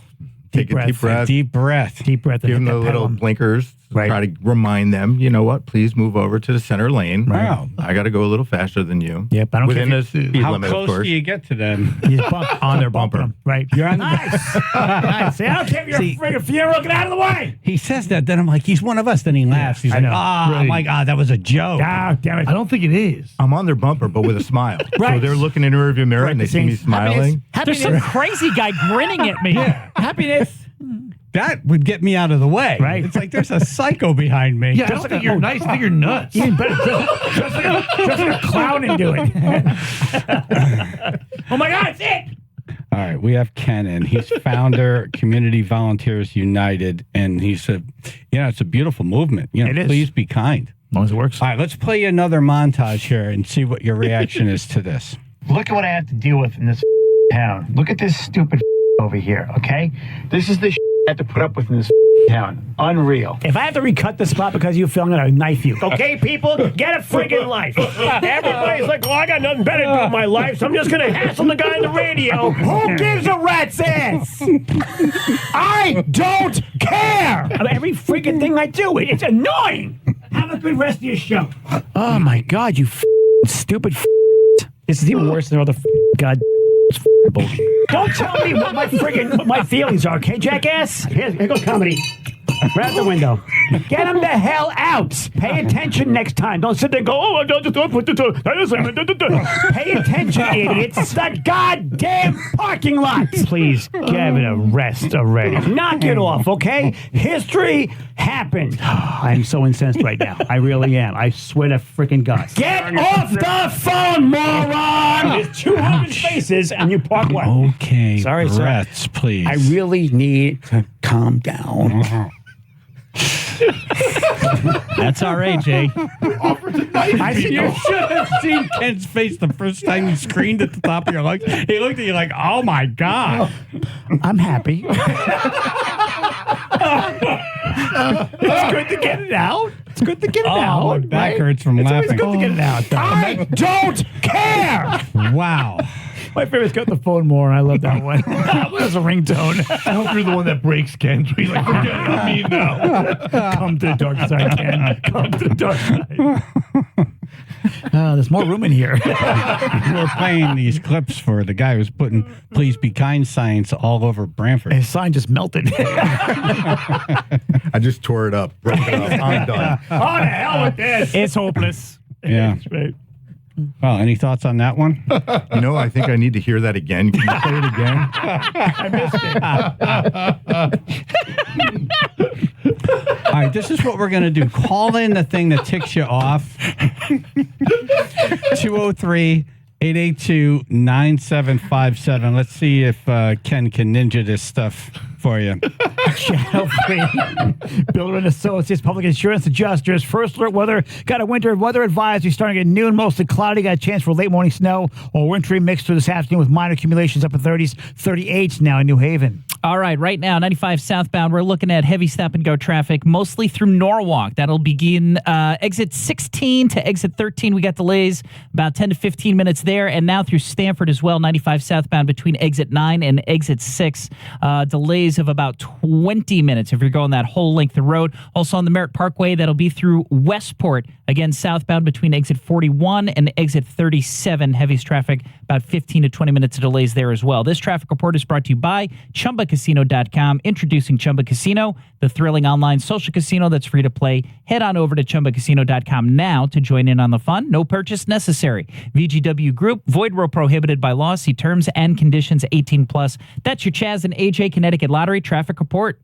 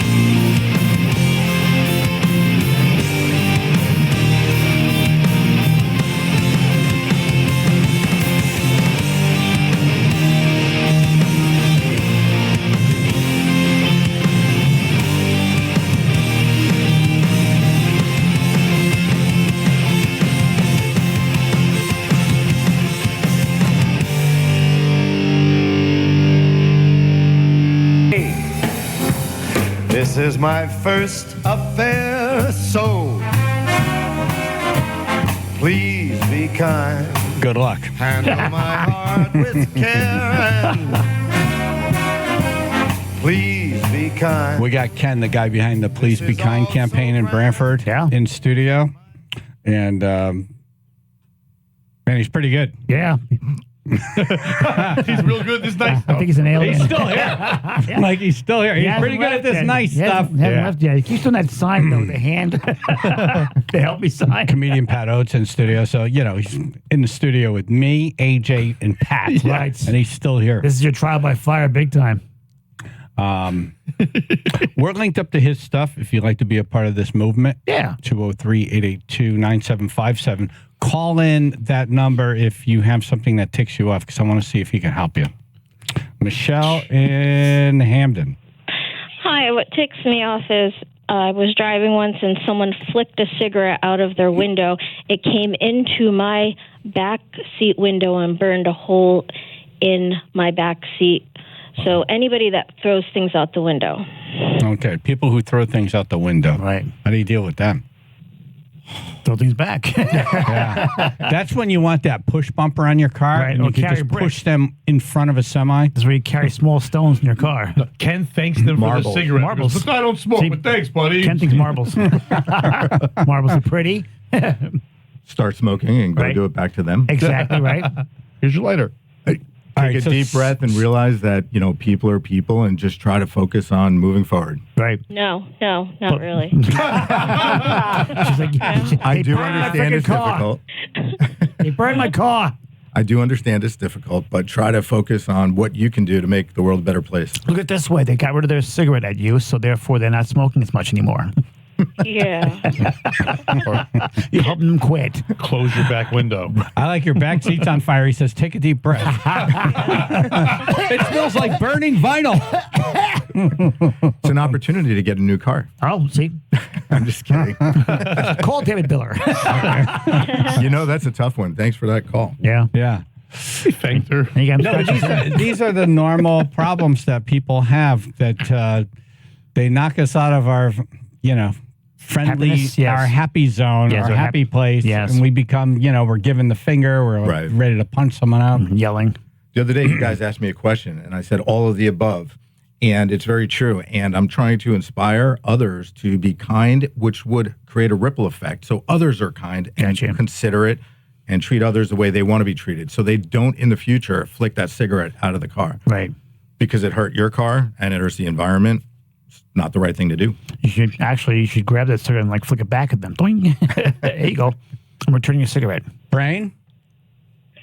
Yeah, these idiots, the people that blow red lights when they're red for a long time and they just keep going. You're going to kill somebody. I know what you're talking about. Yeah, this is one of my pet peeves. Your light turns green, and they're still turning left. Yep. And, you expect one or two, but when it's 5, 6, 7, what I'll do is I hit the gas and I come at them. Yep. Whoa. And they freak the hell out. Oh, yeah. And then they're like, what are you doing? Right. I'm like, I point up. And light? Yeah. Yep. Light. Light. Green. I go now. Not you. Let me guess, Ken, you don't do that. I do that. He does do that. But with a smile. A smile. With a smile. See, it's because he seems kinder. See, I'm not that screwed up. I'm just not smiling. See, that's the missing link right there. See, So I'll smile. inch up. I'll inch up. Right. Let them know. More and more. You're not but as I'm not just going to aggressive. jam on the gas. Right. You're just politely inch up with a smile on your face, like, hey. Look with the finger up at the light Like also. the light changed. Yeah, no, I leave that line at the quarter mile. All right, can I ask Ken one real quick? I have one that's yes, bothering me. please. Okay, so I take a lot of walks. I go running, stuff like that. When I do crosswalks, a lot of times some cars feel it's good to drive right into the crosswalk and drive right at me and put their bumper at my leg while I'm walking to pretend like I don't exist. Now, am I supposed to go, "Hi, you're my friend. This will help the environment," or am I supposed to kill them? That's a toughie. Maybe That's a somewhere tough in one. between. That's a toughie. I wouldn't kill them. I usually just stand in front of the car and then tell them everything I think about them while smiling and waving. So I adopt some of your stuff. Well, you can pick up the phone, pretend you're talking on the phone while you're standing smiling at them. Well, I took a selfie one time and wrote, "Here's a jerk behind me," Right. and I put that out there. I was on that Jean-Claude Van Damme jump that they go, well, and goes through the guy's windshield. Just kill him. I can't do splits, bro. If you really try. But do I just let that go and say, "Hey, they made a mistake," or am I supposed to I know yelling doesn't work, but in that moment, hey, you're making my life unsafe. I'm just trying to. I'm a guy. You're a car. You know, a handgun only sounds bad. That's a very good question. In this situation, I would turn and look at them and say, "What are you doing?" But there's nothing you can do to change it. Right. Hopefully, in the future, they'll learn from their mistakes. Okay, hold on. So you do that. You say, "What are you doing?" And then they're like, "Why? What's your problem?" Then we fight. It's almost ran me over. Fight. Then we fight, right? Then what? Then we fight. I have not had that happen to me, so I don't know what I would do in that situation. See, you don't have things like that happen. But I know that turning around and starting a fight is not really going to. No, it's not going to make it better. Make it better. But ending the fight rules. Right. Him hitting you with the car, the is hand not gonna make grenade. it better Oh, yeah, either. that's a lot of fun. The hand grenade. These are tough questions.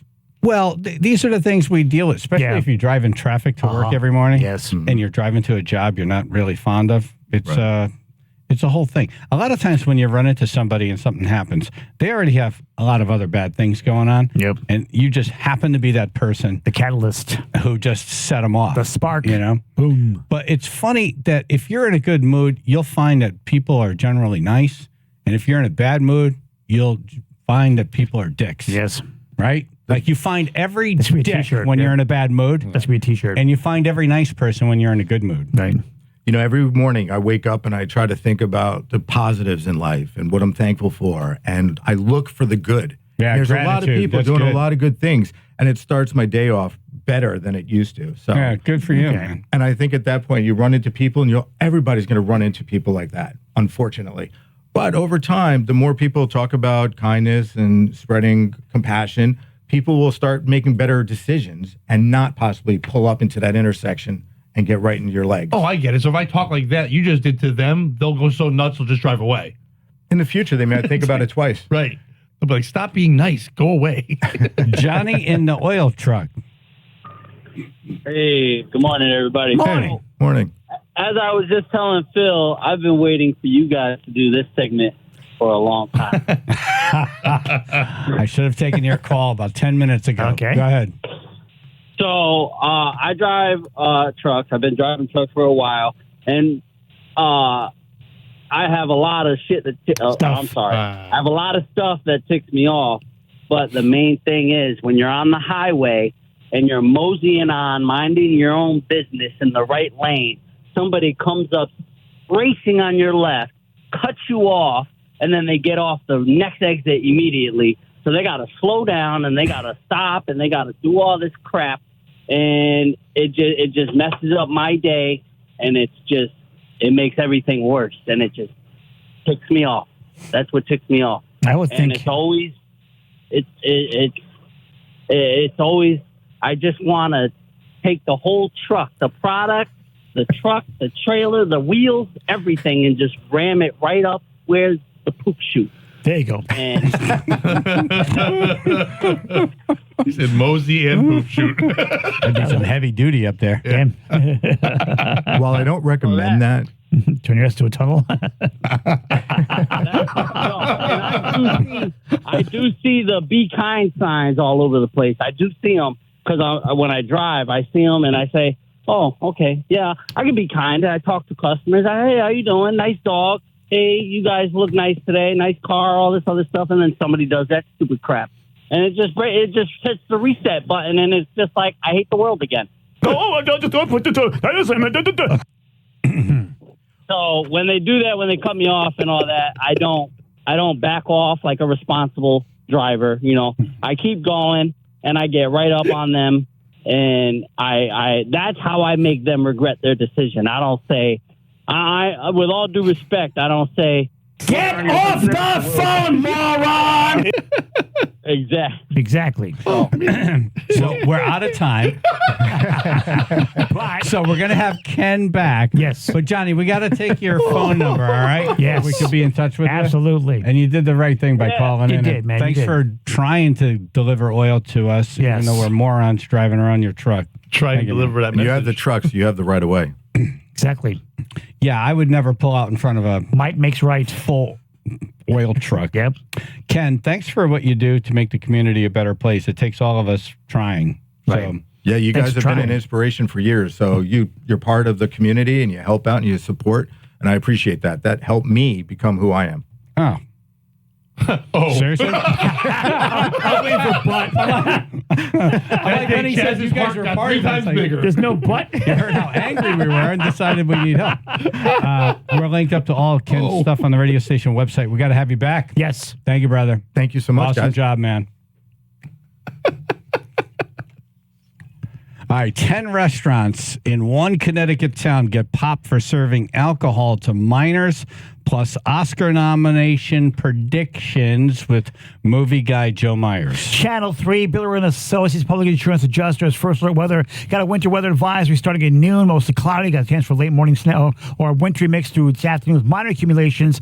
Upper 30s, 31 now in Wallingford. Unfortunately, we have a new accident reported. We actually got a call from Anthony, who had it first. This is 15 southbound just before exit 52. He counted at least 4 cars, so we'll say multiple vehicles involved in an accident that is only allowing one lane currently to get by. Again, this is 15 southbound as you approach exit 52. Expect heavy delays in that area. Elsewhere, 95 southbound, we have heaviest delays starting in Southport now between exit 19 and 13, backing up to about 20 minutes of delays. And then in Darien, that'll be between exit 10 and exit 6 in Stanford, 15 to 20 minutes delays expect there. This traffic report brought to you by ChumbaCasino.com. Introducing Chumba Casino, the thrilling online social casino that's free to play. Head on over to ChumbaCasino.com now to join in on the fun. No purchase necessary. VGW Group. Void where prohibited by law. See terms and conditions. 18+. That's your Chaz and AJ Connecticut Lottery traffic report. Connecticut in-home assistance. They have some good people right there. Good people. Kind. They do great work. Yep. And boy, one phone call into them and you'll learn a tremendous amount of things and how easy it is to get some help and assistance or around-the-clock care for a loved one who's elderly and probably just can't do it all on their own anymore. Need some help. A little help. You know, and it's anything from, you know, you're having surgery and you're going to be down and you can't do everything and people can't stop everything to be there for you, or you have a loved one who's not quite ready for the next phase. Yes. But not up to the whole deal of just living alone and shopping and taking care of everything.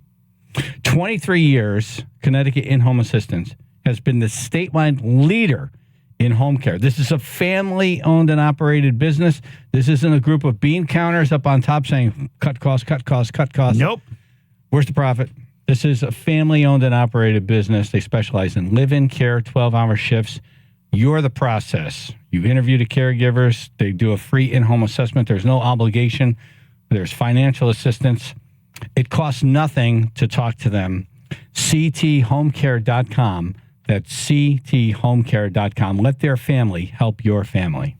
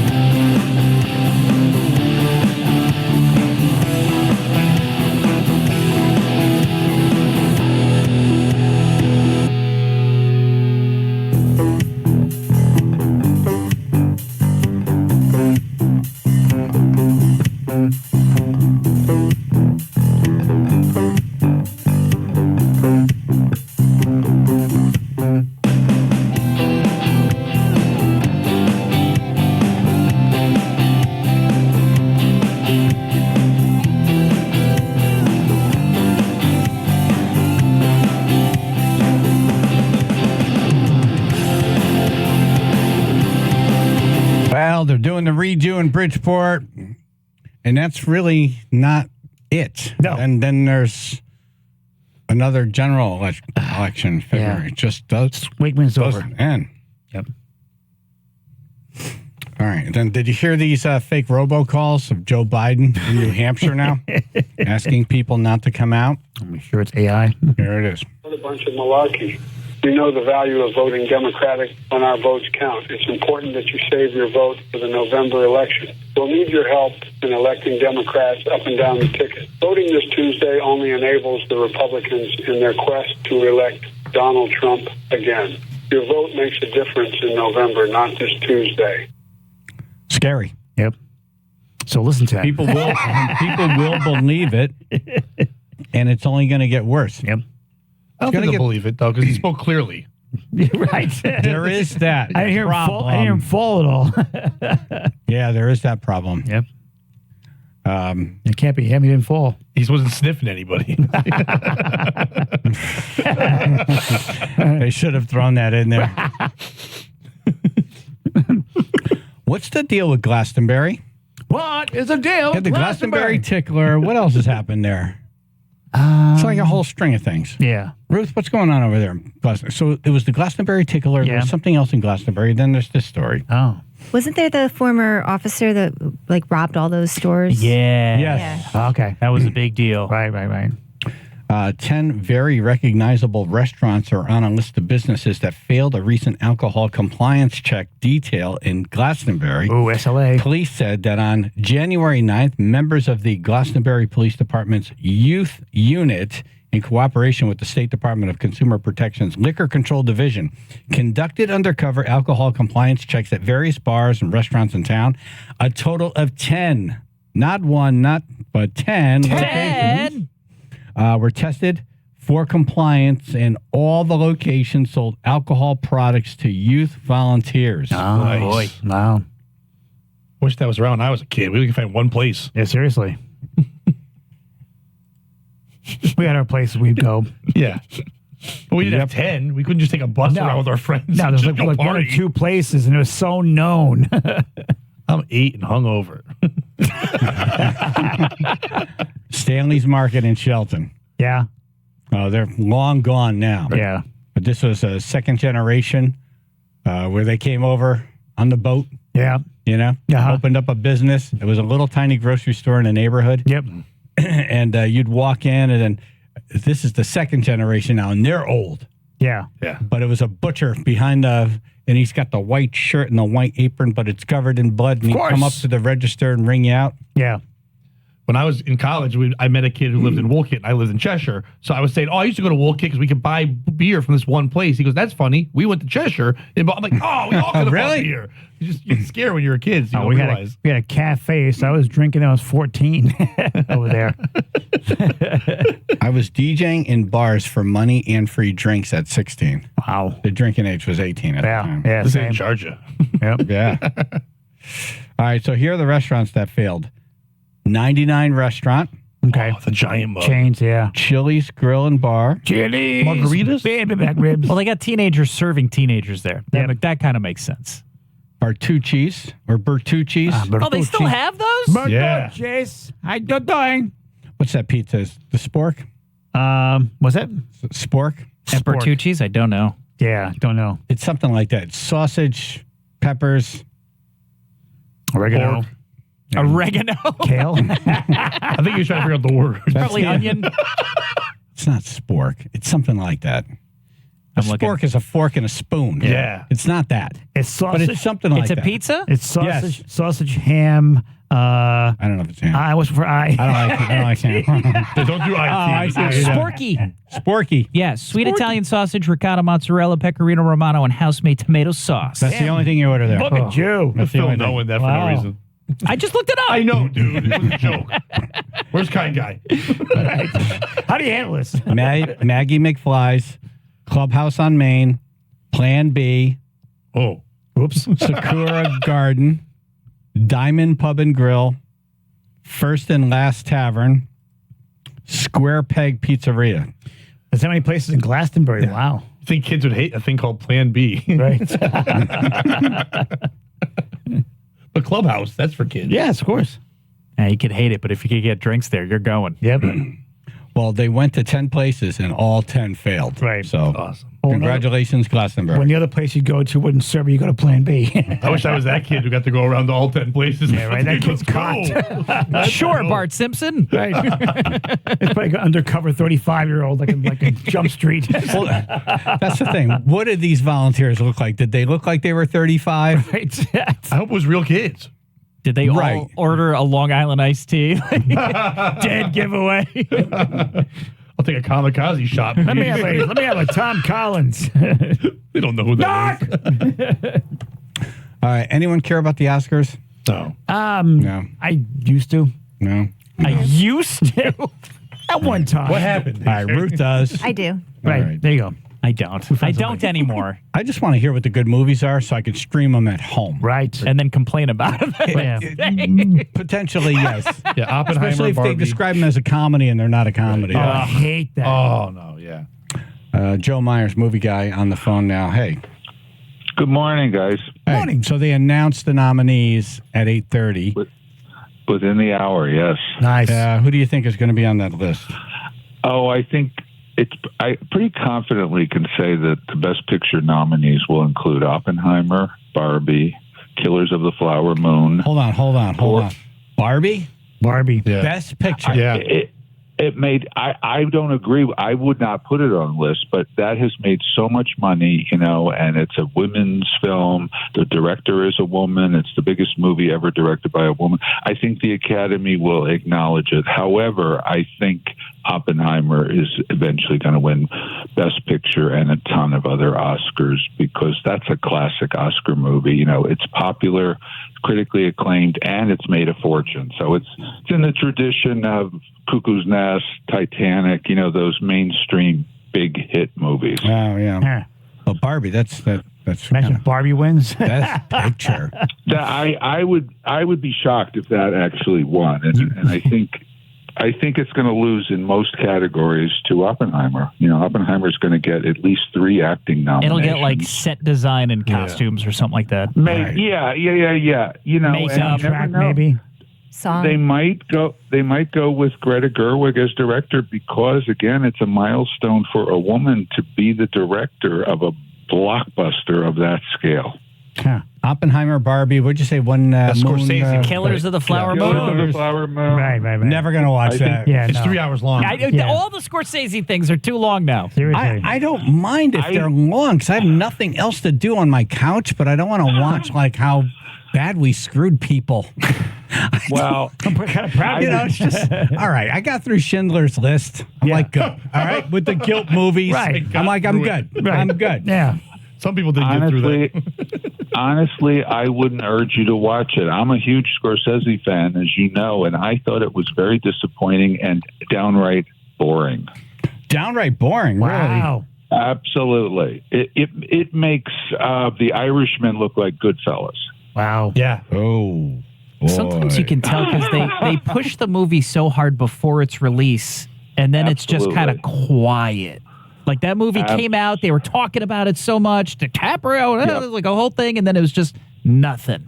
Yeah. And, it bombed in theaters, basically. It didn't do well. So many friends of mine, were bored to tears. I hate to say it because, like I said, I'm a huge fan of Scorsese, DiCaprio, De Niro, the whole 9 yards. But to me, it was a major disappointment. So Joe Myers is on.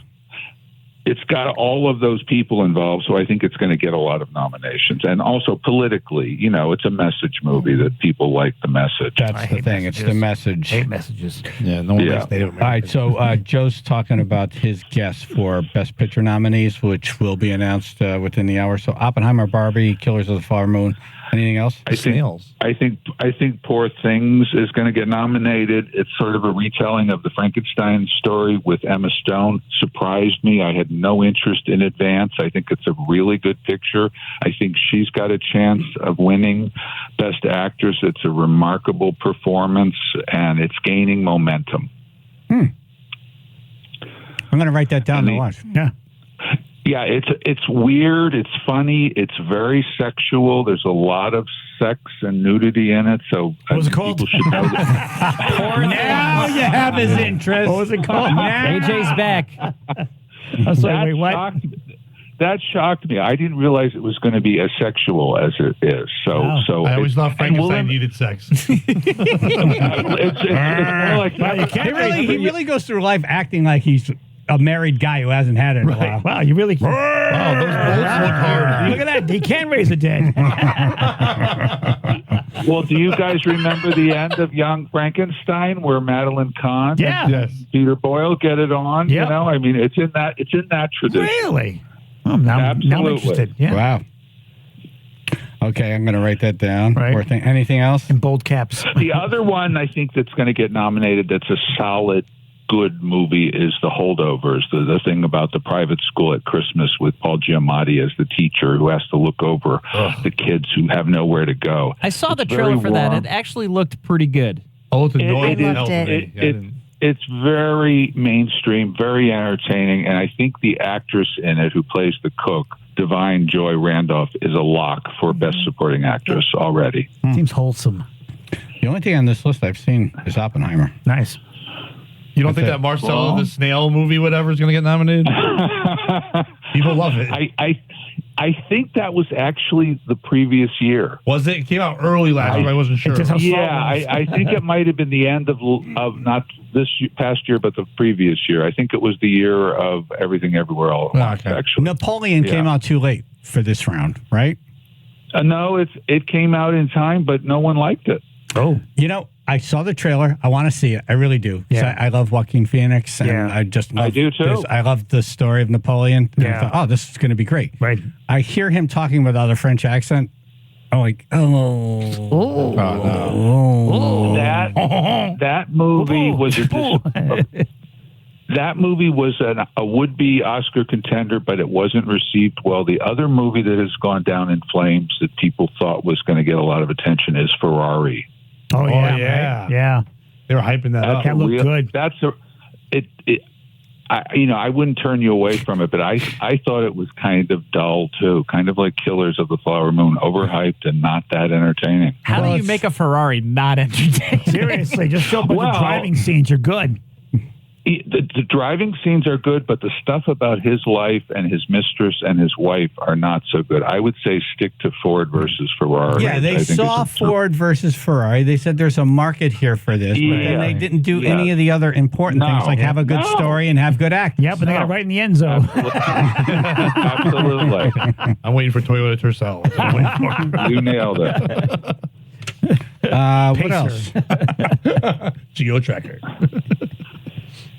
Oh, it's an S show when you're home and you're like, and you Google movies that are streaming now or top movies. It's just all whatever they pay. They're all paying to be pushed. Of course, right? And you never get like, this is the best movie you should be watching right now. Yeah. No, it's a crapshoot, and I sit down and I can't decide what to watch, and I end up watching like an old TV sitcom or whatever. Yeah. What about that Bradley Cooper movie, Maestro? That didn't make it in time. Oh no, that might squeak in as best picture, but that has lost momentum too. That dude is a talented dude. He is. But that was an annoying movie. It was an annoying movie. I agree, but he may, he is very talented, and he directed it. And I think most people expect the actress Carey Mulligan, who plays Bernstein's wife, will get nominated. Yeah, she was great. She's the best thing in the movie. Yeah, he was great in it too. It's just you have to be interested in the story. And there's everybody. I'm so great. There's no big curve in this story where you're like, oh my God, this is what's going to happen. I didn't see this coming. Yeah. Possibly happen here. Right. This is, very episodic. It's just suspense. Yeah. It could be episodes, not. Absolutely. Yeah. But he's a friggin' genius. You believe it's him. Totally. He wrote the whole thing and directed it. Nice. He learned how to conduct. They said it took him 6 months to learn how to do that piece. That's 6 years, he said. Years. That 6 minute scene is believable. The people in that orchestra, some of them were there for the real thing. Wow. And they were like, when he walked in the room, it was like we flashed back. They believed it. It was insane. That's amazing. The guy's incredible. Yeah. He should have won Best Picture for the movie with the American Sniper. No, the with the singing. Gaga? Gaga. A Star is Born. Oh, Star is Born. The Star is Born. Should have won for that. That was a wonderful picture. Thanks. Should have. Yeah, I don't know. I like him. I think he's great. He's a major. He's already a major. He's a major director already. Yeah. He's done 2 movies, and they've both been, very, very well done. Yeah, it's weird. They don't. It's weird that it takes them time to warm up to an actor who's become a director because they don't really want that to happen. It's like, hey, directors are directors. Yes, exactly. And actors are actors. Right.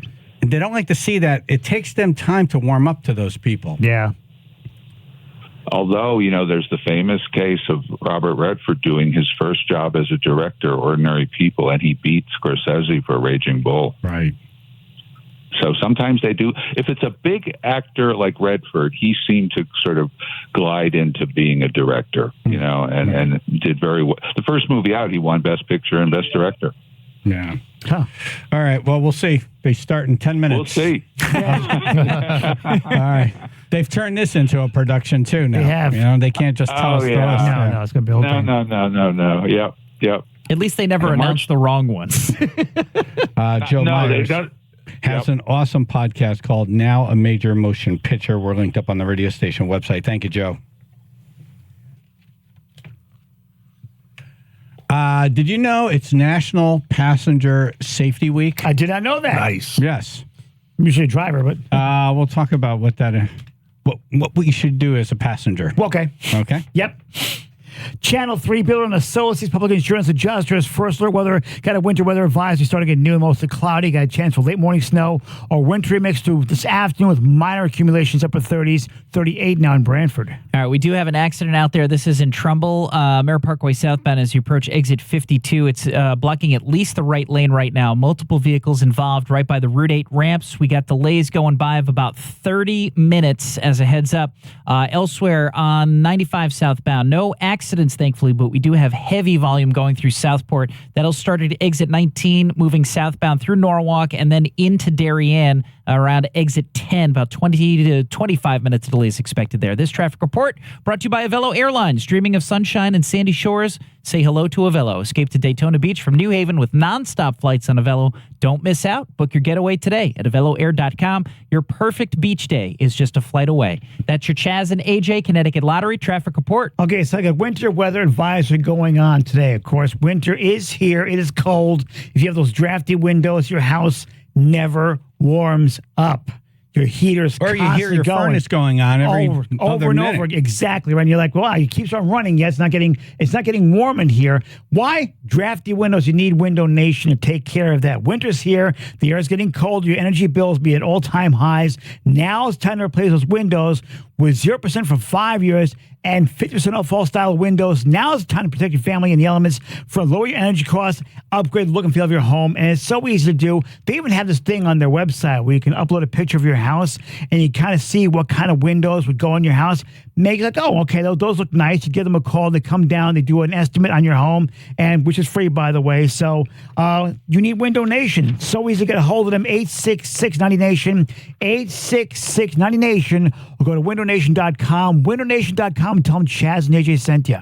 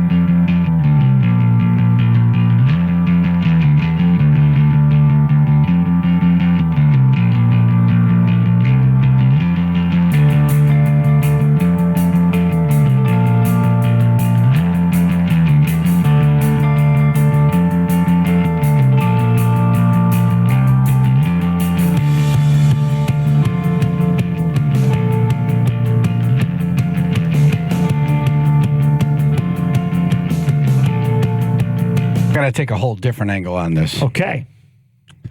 And we're not encouraging anyone to do this. No. Okay? We're just talking about it. Right. All right? There's a big difference. What are we doing? It's National Passenger Safety Week. Okay. Okay? So we're asking passengers or whoever, the state, the nation, these people, they're asking people to, if you're in a car with someone who's speeding or not wearing their seatbelt or in their phone, to say something. Oh, okay. I think that's really important for teenagers to be able to have the balls to say that, because it's not an easy thing to say. Like, hey, there's... Yeah. Dial it down. Yeah. You're on your phone anyway. Just call the cop. Text the police. However, we're not talking about that situation. No, we're not. Okay. We're talking about the things we've done while driving. Yes. What are you able to do while you're driving? The multitaskers. No, the we're multitaskers. Not bragging. No. We're not saying do this. No. It's just in the past. It's also not a challenge. No, not a challenge. No, not at all. No. We're just having a conversation. Yep. That's all. Yep. 203-882-9757. I remember being fascinated as a kid with all the things my mom could do when she was driving. Yeah. Oh, my God. Yep. Smoke a cigarette and smack in the head. And put on her makeup. Right. My dad would take his leg, put it on a wheel. He's a professional driver. He drove tractor trailer for 27 years. Exactly. That's what he's doing. Yeah. He put his leg on the wheel, steer the car with his wheel, with his leg on the wheel. Right. Open a pack of cigarettes, pull a Pall Mall out. Yep. Light it. Yep. Like, holy crap. And made it look smooth, right? Oh, yeah. It's like my uncle did the same thing. He could, he could put his knees against the wheel, steer the car, reach over to a 6-pack, pull a beer out, open it. Yeah. This is, and it was we're the just talking over here. And it was the old ones, too. It was a twist tops, like, Yeah. This is, you ever feel like you started a phone subject and maybe it was a bad idea? No, not at all. Okay. We can do this. We can do this. Yeah, we're good. My dad was good at switching the kids up. If one kid in the front wasn't like being great up front, right? The other kid's behind the bucket seat. He could pull one of us over while driving, Nice. and then put the other one in the back. That and takes- keep looking at the that road the takes whole time. incredible- That's an accomplishment. That's shoulder strength, too. Right, but eyes on the road the whole time. Right. So it was great. Has anyone made a sandwich while driving? Yes. Really? Yes. I've never made one. I've eaten one, but they're not made one. It's very simple. The key is at the stoplight, you have to take the cold cuts out and have everything ready on your seat. Okay, so you do that. Right. That's your At prep. the stoplight. That's your prep. You're not doing that while you're driving. Keeping the cold cuts in the car. As you're driving, you put that one piece of bread on the console, and you reach over, you put the meat on top of the bread. Then you reach over, get the second piece of bread. I could see if everything's open and on the you passenger got to prep seat first. Yeah. how you could do it. You got to Yeah. prep Condiments? first. Exactly. You can't do condiments. You can't spread mayo. No, it's got to be dry. It's got to be a cold cut you like roast beef or something like that, or salami. Oh, but you could do mustard, I guess. But You could. Packets. You could. do The packets. You can do it in your mouth. You and tear your squeeze it. mouth. And, Oh, really? Yeah, exactly. the bottle would be easier But now. unless it's a lot easier, you just squirt some mustard in your mouth and take a bite sandwich. The squirt bottles. Right.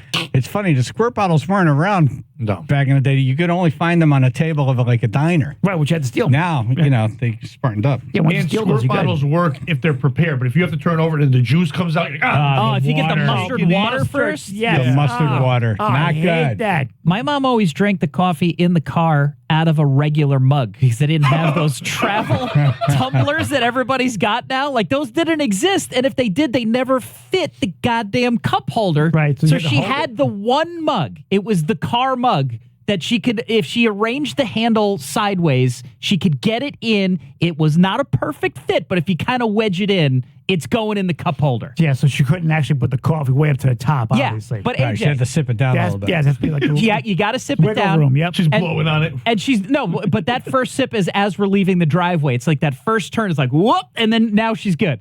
And the first time the mug goes in, that like rubber ring that's in there, that comes out, that never goes back in, and now the cup holder's prepared for the mug. Nice. Nice. Or those people who leave the coffee cup on top of the car when they first leave, realize to reach over, keep driving, get it off Grab the it. roof. Yep. Yeah. Ron in Norwalk. Yeah, I think this is one of the talents that not too many people going forward are even going to understand, and that's tossing a quarter into the toll bin and then pulling away with a roll-up window and a standard car. So you got to shift, roll, and drive. Yep. Yeah. That's good. Yeah. There's a lot going on. That is a lot. We had a lot of hand-eye coordination back in the day. Well, it's like drumming because not everything's doing everything it's supposed to. Like you have to separate each limb. Yep, like different brains. Well, and you're searching around the car for the quarter because it's not where you thought it was. It's on the ground, so you're underneath the other seat looking for it. Then you're barring it with your right hand. Then you're throwing with your left hand. Yeah, while skyhook. shifting again now with your right hand. That's real good. Yeah, real good. You're really good. You put the cord in your mouth. Those are the old days. Thank you. All right. Call in what you're able to do while driving.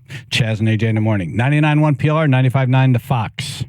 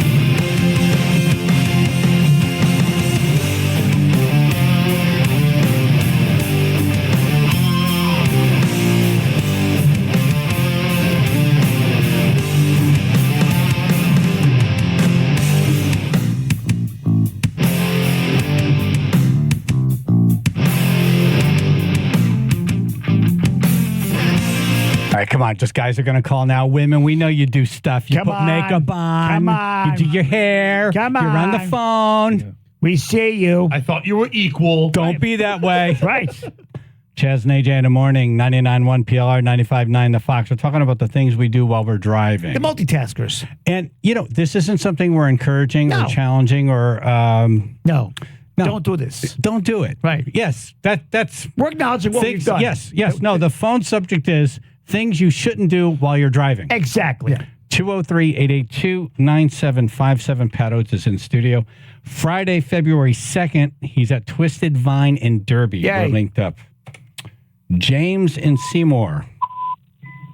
Well, I'm able to eat fast food pretty well while driving. Nice. Okay, what can you eat? Yeah. Well, shout out to Duchess and Ansonia. Love them. I'll go through their drive-through. Now, mind you, I'll park for a moment, unwrap the burger, dump the fries into the paper bag, and I'll be set. Good. Can you do a big D with cheese with one hand? One hand, easily. Wow. No, I know it's tough as Taco Bell. A taco without having the wrapper around it. That's tough. I can't imagine. Yeah, Big D has the juice coming down. You need the wrapper underneath because if not, your hands get slippery. Yeah. Right. It's a real burger. Yeah. So it's like, Oh, I haven't had one in so long. I haven't had one yet. I broke down about a month ago and I got a Big D. I had to. You have to go there. You had one cold. Really Ketchup cold. Bob bro. Really cold. Not one fresh. A Big Mac is difficult.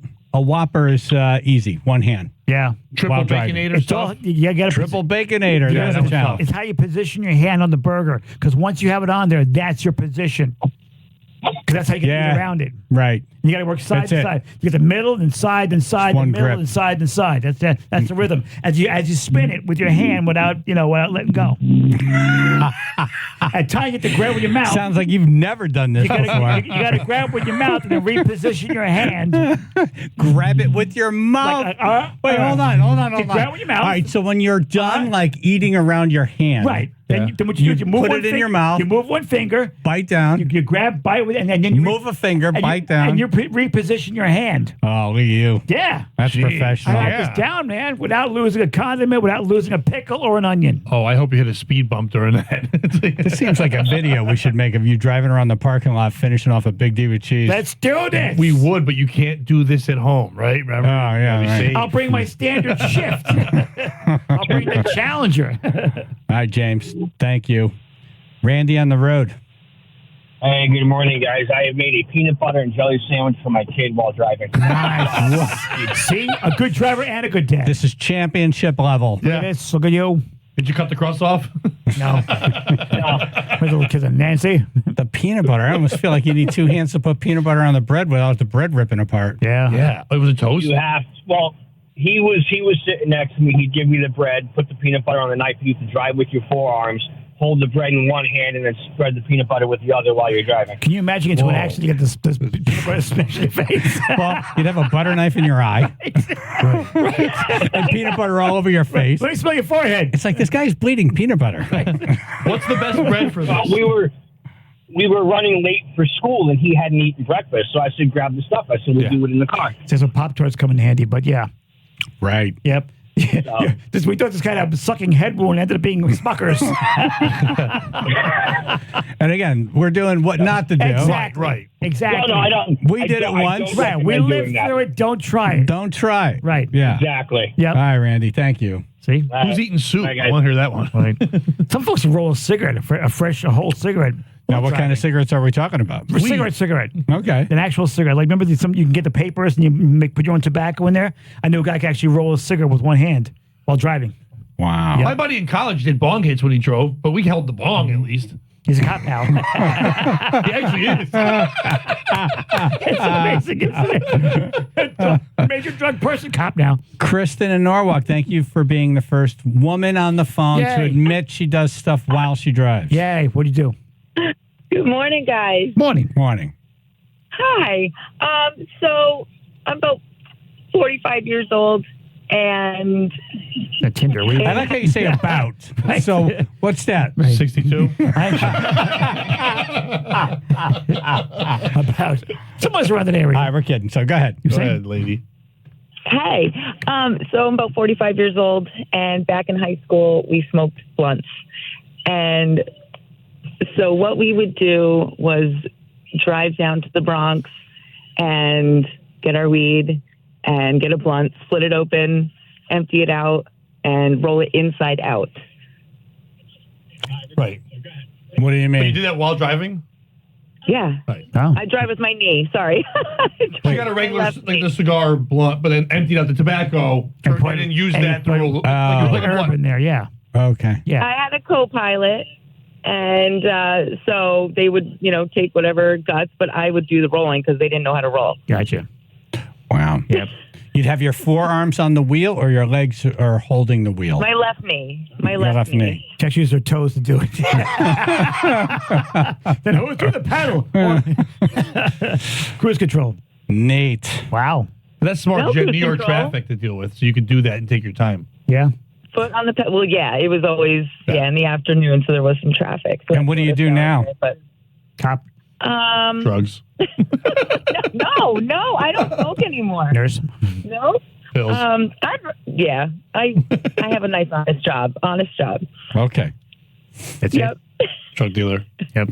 Counselor. No. Well, thank you, Kristen.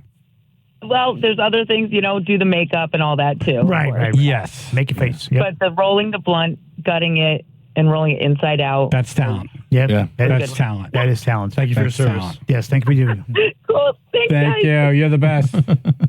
Karen in Wallingford. Yeah. Good morning, guys. Hey. When my kids were young, they used to change out of their school clothes into their sports clothes in the back seat with their friends. There used to be like 5 of them. I can do a full makeup job, my hair. And when I was in high school, I used to be able to drink a beer, smoke a joint, change the radio station, and sing the songs. Rule lady. That's pretty badass. Yeah, right to the scene of the accident. Right to the impact. That's pretty badass. I used to drive barefoot all the time. Oh, gross. So she has to grip the pedals, I guess. Yeah. Wow. The makeup is really, you have to be an artist because you're rolling. It's a rolling canvas. Right. Yeah. Everything's moving. Yep.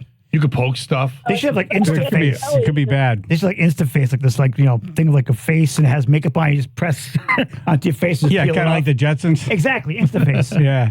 Because you're putting that lipstick on, you hit one pothole and you're going to look like the Joker. Exactly. Meh. See? Somebody needs to invent something where you press a button and it sprays on your face. Yeah, but if it goes wrong, you're right in the eyes and you cry. I'll leave that one alone. Thank you for that. All right, Karen, thank you. You're welcome. Have a great day. I'm just going to press the button now. Yep. All right, 203-882-9757. It's what you could do while you're driving that you shouldn't do while you're driving. Exactly. Channel 3, Biller and Associates, public insurance adjusters. First alert weather, got a winter weather advisory starting at noon, mostly cloudy. Got a chance for late morning snow, winter mix through the afternoon. Minor accumulations, upper 30s, 38 now West Haven. Now, we're still dealing with a blocked lane on the Merritt Parkway southbound. This is the right lane as you go through Trumbull. This is approaching exit 52. 2 cars at least involved here in an accident that's right by the Route 8 ramps. We got heavy delays of about 10 to 15 minutes trying to get by. We also have rubbernecking going in the opposite direction. So northbound Merritt Parkway, just between exit 50 and 53, unfortunately. On the 95 southbound, this is now through Southport, heaviest delays, no accidents, thankfully, but volume delays starting at exit 19, moving southbound to Norwalk, and then again through Stamford, about exit 9 to exit 6. We have delays over 20 minutes reported. This traffic report is brought to you by Avello Airlines. Dreaming of sunshine and sandy shores? Say hello to Avello. Escape to Daytona Beach from New Haven with nonstop flights on Avello. Don't miss out. Book your getaway today at AvelloAir.com. Your perfect beach day is just a flight away. That's your Chaz and AJ Connecticut Lottery traffic report. Get lasting relief from that awful joint pain for 2024. Do not go another year of pain in your shoulder, your knees. Call QC Connects now. QC Connects is the nation's leader in regenerative non-surgical pain relief. Your body has what it needs to restore and repair the damaged joint tissue, and QC Connects can make it happen with no drugs, no surgery, and no downtime. It's the future of pain treatments, and it's arrived right here at QC Connects. They have tens of thousands of satisfied patients all over America. Folks who have back pain, hip pain, any pain associated with arthritis or an injury. It's not a Band-Aid. It's a revolutionary treatment that can get you moving again, get your life back, and it's non-surgical. This is the year you decide to step back and fight against that pain. Take the first step now. You call QC Connects. Get a free consultation on the calendar, 860-440-PAIN, 860-440-PAIN, Avon, New Haven, and Glastonbury, 860-440-PAIN.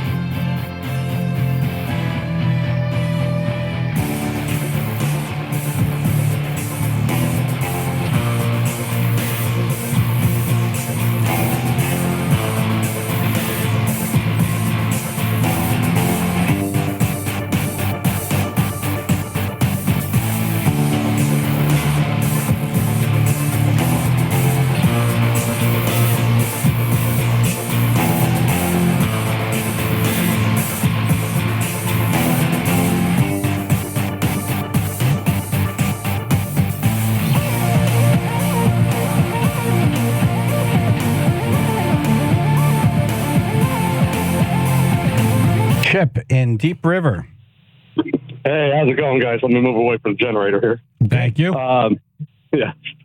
So I can do all the standards, take my jacket off, change a shirt if I had to, eat numerous things all at once, standards. Any of those things. If you're just tuning in, we're talking about what we could do during sex. No, just kidding. No, it's things we could do but shouldn't do while driving. Yes. Yes. This was just after high school. My girlfriend had gone away to college, and she asked me to take her fish to my house to watch. It was a goldfish or beta or something. Okay.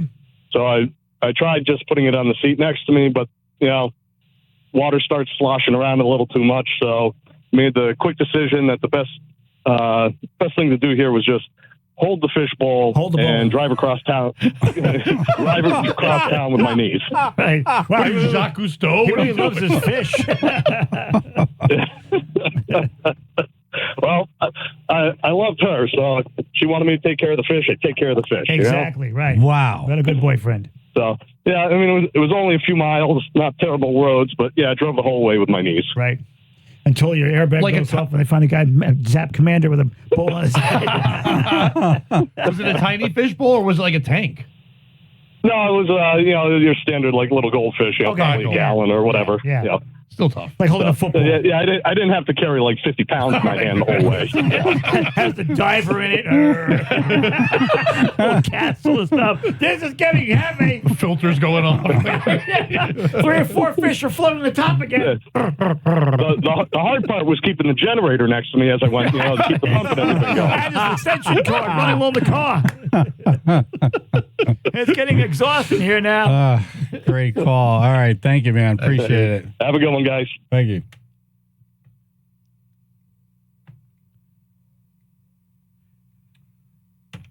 Javi in Stratford.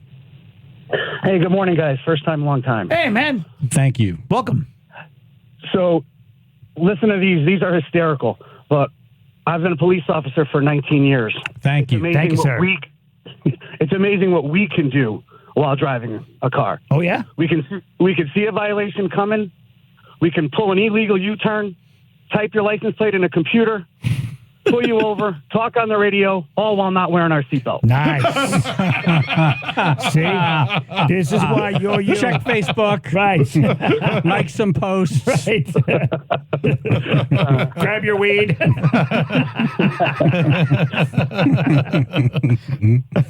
Wow. Nice. Hold on one second. That's talent right there. Marie. Yeah. Good morning, guys. Okay, so good morning. You're on with Officer Javi. Right. Oh, I'll be very good then. You're not going to be.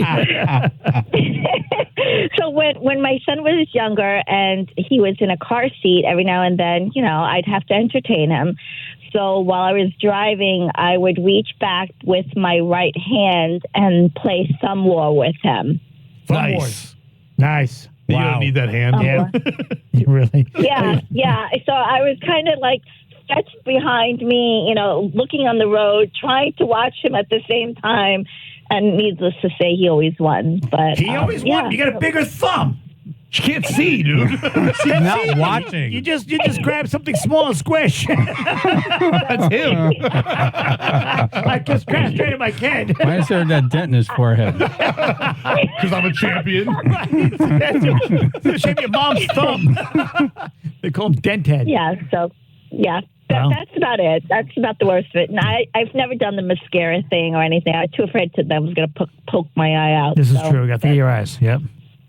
Marie, thank you. You're welcome. Take care. All right. Officer Javi, thank you. Thank you, sir. You're welcome. Great call. Paul in Middletown. Yeah, hi. Hey. So I'm actually got 2. I'm going to tell on my mom, and then I got one for me. I remember when I was little, and my mom would bring me to school or wherever we were going. She would actually be taking out her curlers out of her hair. Wow. I mean, I didn't want her to have the curlers and look weird at school, so I was like, yeah, you could take them out now. Yeah, take them out before we roll up. Please, before everybody sees you, yeah. Now it's getting a bad perm and then instead. with me, I was actually a volunteer firefighter, and I would be able to change in the middle of heading to a call. So wherever I was getting into my turnout gear on my way to the call. Damn. Wow. The boots were tough. Pants are tough. I've tried to do that too. Pants are tough. Yeah. Yeah, Never yeah, changed they're not pants while driving. as easy as it sounds. Right. Oh. And those pants aren't. They're like putting tarps on. Yeah. Like putting canvas. waders, like the waders on. Yeah. Jeez. Yeah, and if they get wet, they're even more they're even heavier when they get wet, which is worse. Wow. Damn. That's talent. Oh yeah. If they get wet in your car, means you drove into a lake. Whoops. All right. All right. Thank you. Yeah, man. Be All right, safe. we have another person who changes or has in the car. Nikki in Bristol. Hi, good morning. Morning. So yeah, I was on my way to a client event, like a networking event in New Haven. So I'm on 91 in like rush hour traffic, and I had to change out of jeans and into my dress pants. Wow. So not easy. Yeah. What did you do, cruise No. control or like one foot in pedal and then next foot in pedal? Like, it was, yeah, kind of, finding a time where I could just coast and not hit the gas or brake, didn't need my feet for a couple seconds. Right. And then I couldn't zip them up until I got off the highway, but, shimmied them on. Man, that's talent. I thought I did well because I changed into a karate gi on the way to karate class. That's I was that's- late. that's impressive. But no, dress pants. Yeah. Getting out of jeans and then into dress pants. That's impressive. That's an accomplishment. Yep. You ever pee into a cup while you're driving and throw the cup out the window? I did that before. The window was open and it came back in. That was the worst. That poor guy in the bike Haven't behind done you. that yet. Good. Try it out. Thank you, Nikki. Thank you. We're talking about things we can do but shouldn't do while driving. It's National Passenger Safety Month, where passengers are encouraged to tell the driver not to do these things we're talking about. Exactly. Matt, the drone guy. Oh no. Matt. Hey, what's going on, guys? Hey, good morning. Hey, what's up? How you guys doing? Good morning to you. Good. Good morning. So I've been type 1 diabetic since 1979, and I regularly will inject myself in my abdomen or thigh while I'm driving. Oh, dude! Wow. With my insulin, I have to do it, anywhere from 2 to 7 times a day, depending on how much I eat and how little I do. Seven. Damn, human pincushion. Wow. So, So you do it while in motion? I may or may not have done it at 75 miles per hour on 95 this morning, heading down to New Haven. Right. Where are you jabbing yourself? In the arm then? Or Stomach. No, abdomen or thigh. I'll bust my thigh open and hit myself in the thigh if my stomach's a little too sore from getting jabbed. Oh, man. Oh, damn. Wow. Yikes. Yeah. Wow. Do you ever do that while making eye contact with the person next to you? So in the other car, you're like, stab yourself. No, I generally try to assert my dominance by farting and making eye contact. See, it helps in your point when you do that. Did I already play this? Yeah. All right. Wow. Thank you. Thanks, guys. Thank you. Well, you got to end with that one right there. Yeah. All right, coming up, he was in a job he hated. He sent a letter to Clive Davis. Fast forward, and he's in a studio at Motley Crue, Ted Nugent, Cheap Trick, and more. Former music executive Tom Werman on next. Channel 3, Biller and Associates Public Insurance Adjusters. First alert weather. Got a winter weather advisory starting at noon today, mostly cloudy. Got a chance for late morning snow or winter mix through this afternoon. Minor accumulations up at 30s. Looking at 38 now, Woodbridge. Still dealing with this accident in Trumbull. This is the Merritt Parkway southbound as you approach exit 52. The right lane currently blocked. At least 2 cars involved in that accident there by the Route 8 ramps. We've got delays expecting at least 20, if not 30 minutes trying to get through right now.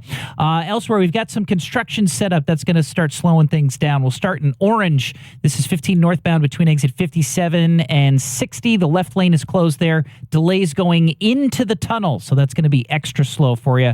In North Haven, 15 northbound as well. That's between exit 63 and 64. Again, both of those going until this afternoon about 3 o'clock. This traffic report is brought to you by ChumbaCasino.com. Play social games online for free. Head to ChumbaCasino.com ChumbaCasino.com now to join the Chumba fun and experience the thrill of the Chumba life. No purchase necessary. VGW Group. Void where prohibited by law. See terms and conditions. 18 plus. That's your Chaz and AJ Connecticut Lottery traffic report. Arts TV and Appliance. Yes, Arts. Now's a good time to think about sprucing that kitchen up. Yeah. For spring. Nice. And, it's just so fun to walk through Arts. All those appliances, just rows and rows cool and rows. Stuff. Nice ovens. And, Andy worked his way up through from the bottom of sweeping the floors to being a salesperson, sales manager, then owner of Arts TV and Appliance. This business is everything to him. It's not just a profit margin. No. Or a way to squeak pennies out of people. Nope. He really appreciates the people who walk through that door. No delivery charges, no removal charges, no charges for basic hoses and power cords. I've had my washer go down, and I called him. This was during COVID when it took like a year to get everything. I remember that. He's like, "What do you need?" Yep. How's Friday? I'm Bing, like, bang, boom. Holy smokes. Done. Go in there. Please tell him I sent you.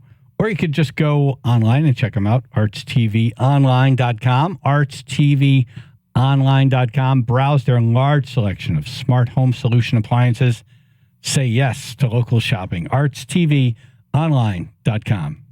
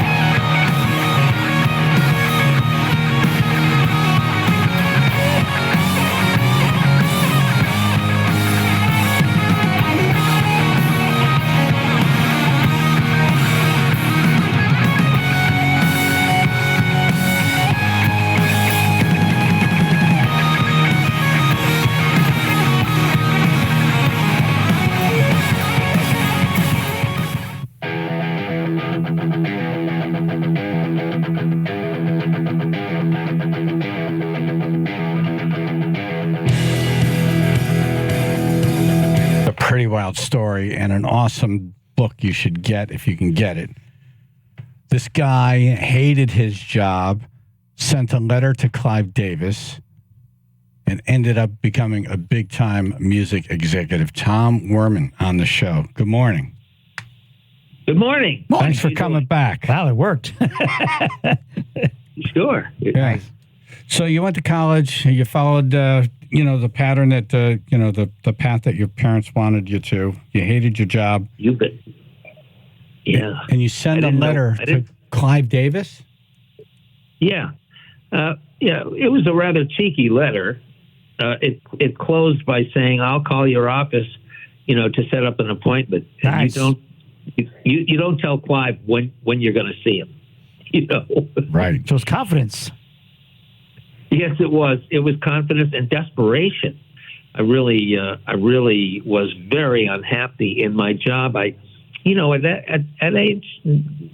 young age, you really don't always know what you're doing. I thought advertising would be cool because I thought it would be creative, and I was put in the account group, so I was responsible for creating marketing plans for Gain detergent and Jif peanut butter. Oh boy, yeah, Snoresville. Yeah, yep. Jacket and tie, windowless office. Went from a windowless office over to floor to ceiling, stereo, piano, great build, everything. I was delivered from hell to heaven. Nice. You think that letter? What was it in the letter that got Clive to respond to you? Well, I told him what I was. I said I have an MBA from Columbia, and I'm a musician. I have a good job. I don't like it. I love rock and roll music. I know you're the biggest, most sophisticated record company in the market, and I know how to play the guitar. I had a band. I think I can help you out. So he didn't just say, "Come on in." He handed the letter to somebody else, and somebody else started, called me and said, "If you're still interested, come on over." And I started to interview. So I interviewed. You know how many with people would have talked themselves out of sending that letter? Yeah. Like, he'll never respond to me. You wouldn't get to him, yeah. Yeah. Well, I don't know. I got lucky. So I finally got to Clive because my interviews apparently went well, and he hired me on the spot. And so the last time we had you on, you discovered a bunch of bands that the record label. It was at the beginning of your career. You brought a lot of bands to your record label, and they were like, "Nah." And it was so early in your career, you didn't have the confidence to say, no, I'm going to make a stand for this band. What were some of those bands? That's right. That's exactly right. Well, the first one was Kiss. Wow, Kiss. Yeah, and they made some money, I think, in their career. Yeah, they were pretty successful. Yep. Yeah. Well, yeah, and then there was Rush. Wow. And then Leonard Skinner, and they were passed on by my boss, who was a smart guy, but didn't really have that much interest or knowledge about the exploding rock and roll market. You're right. I didn't have the confidence to say you're wrong. It had been a long time. By the time I got to Skinner, it was 4 or 5 years, and I was nervous. And because if you're an A&R man, you need to have a decent batting average. You need to sign a couple of hits now and then. So I had signed REO Speedwagon, but it had already been 4 years since then. So he left, fortunately. So it's almost like you had a couple of seasons where you weren't batting a great average, and then you see Kiss and Rush, and you're like, okay, I'm not going to push. Yeah. Not only was I not batting, making a good batting average, I was on the bench, Right. So I finally, he left. The new boss said, "What have you been doing here for 5 years?" And I told him about those bands, and he said, "Anybody interest you right now?" And it was at the time it was Ted Nugent, who had left the Amboy Dukes and was a solo act. And I wanted to emphasize that I didn't talk politics with Ted. Wow.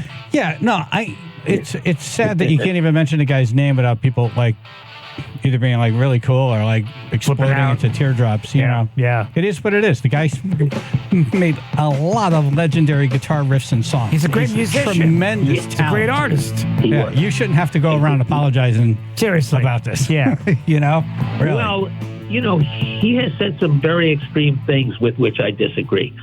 So that was the deal. But we're still in contact. He still sends me music, and he's that side of him is unfortunate to me, but he accepts the difference in our politics, and he's a really good guy. He's a trustworthy guy and honest and certainly outspoken. You worked on my favorite albums of Ted Nugent. You were part of.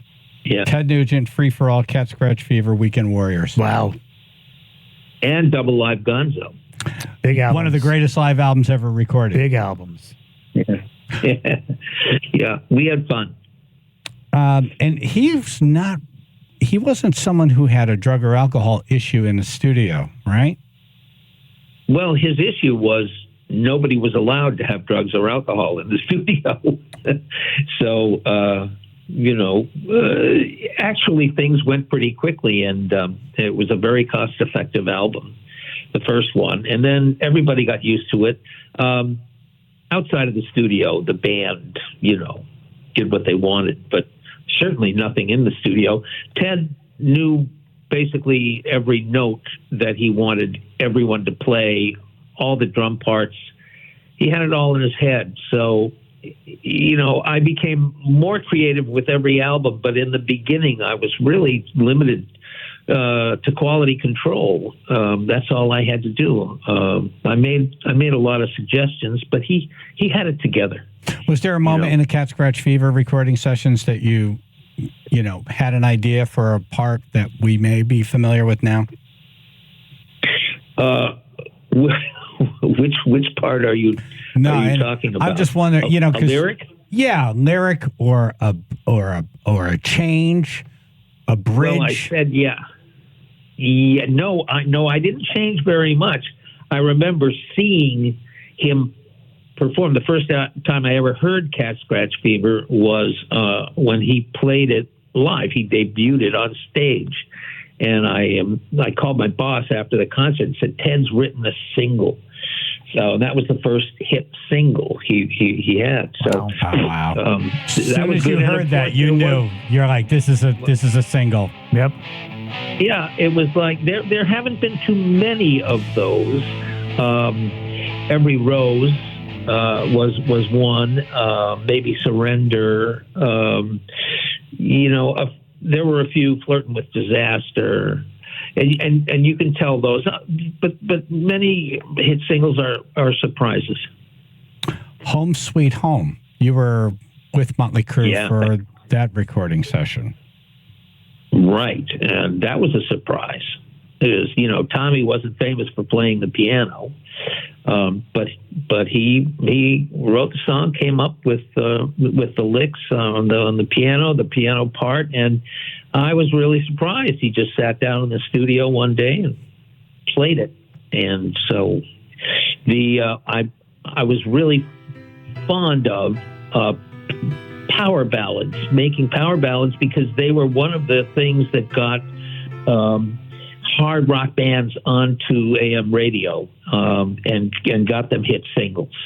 Like Dream On for Aerosmith, and there was Home Sweet Home. There was there were so many other ones. L.A. Guns, The Ballad of Jane. I can't. There was Every Rose. Wow.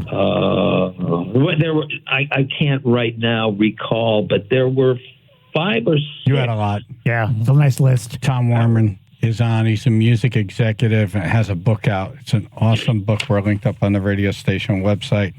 But you were with Motley Crue during the Theater of Pain recording sessions. That's where Home Sweet Home came from.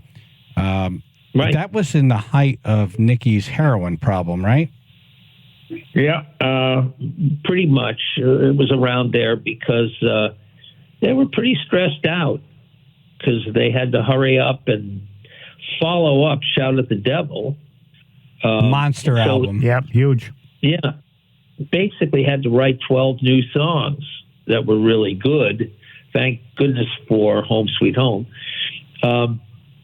So, the album wasn't material, and in terms of material, wasn't the best, I think, they had. But, what happens with bands who have big hit records early in their career, they have to come back into the studio, record a follow-up, and then quickly go out on the road to support the album. They're huge. They want to make money. So there's a lot of stress. And there's it leads to self-medication, And Vince was also having, they were all having their issues. Yes. But Vince just came off of that car accident. He was arrested and charged with involuntary manslaughter. Yeah. So this is what you're dealing with in the studio. What was that like in the studio? Well, it wasn't so bad in the studio. Their chaos was pretty much limited to their life outside the studio. They weren't the most focused band I ever produced, but they were focused enough to, crank out 3 big hit albums. So they didn't just goof off in the studio, and they weren't drugged out or lying, passed out on the floor. They worked. Did you have a band that is, that had big hit albums that would goof off in the studio? No, not really. No, they were all quite serious, and after I had a few hit records, they had to listen to me. Yeah. So a producer needs to have a measure of authority. You can hack around with your bands, you can party a little with your bands, but you need to be separate so they have a little respect and they'll listen to you when you advise them on how to make their records. Did you have a back and forth with them on any of the Motley Crue albums where they kind of want to have it go one way and you want to have it go another way? How would you resolve something like that? Well, a good producer is constantly trying to improve what he hears, and I would make suggestions. And this happened in rehearsal, too, in pre-production. You make a suggestion, you want to change something, you want to add something, and they try it out. They don't refuse to try it out.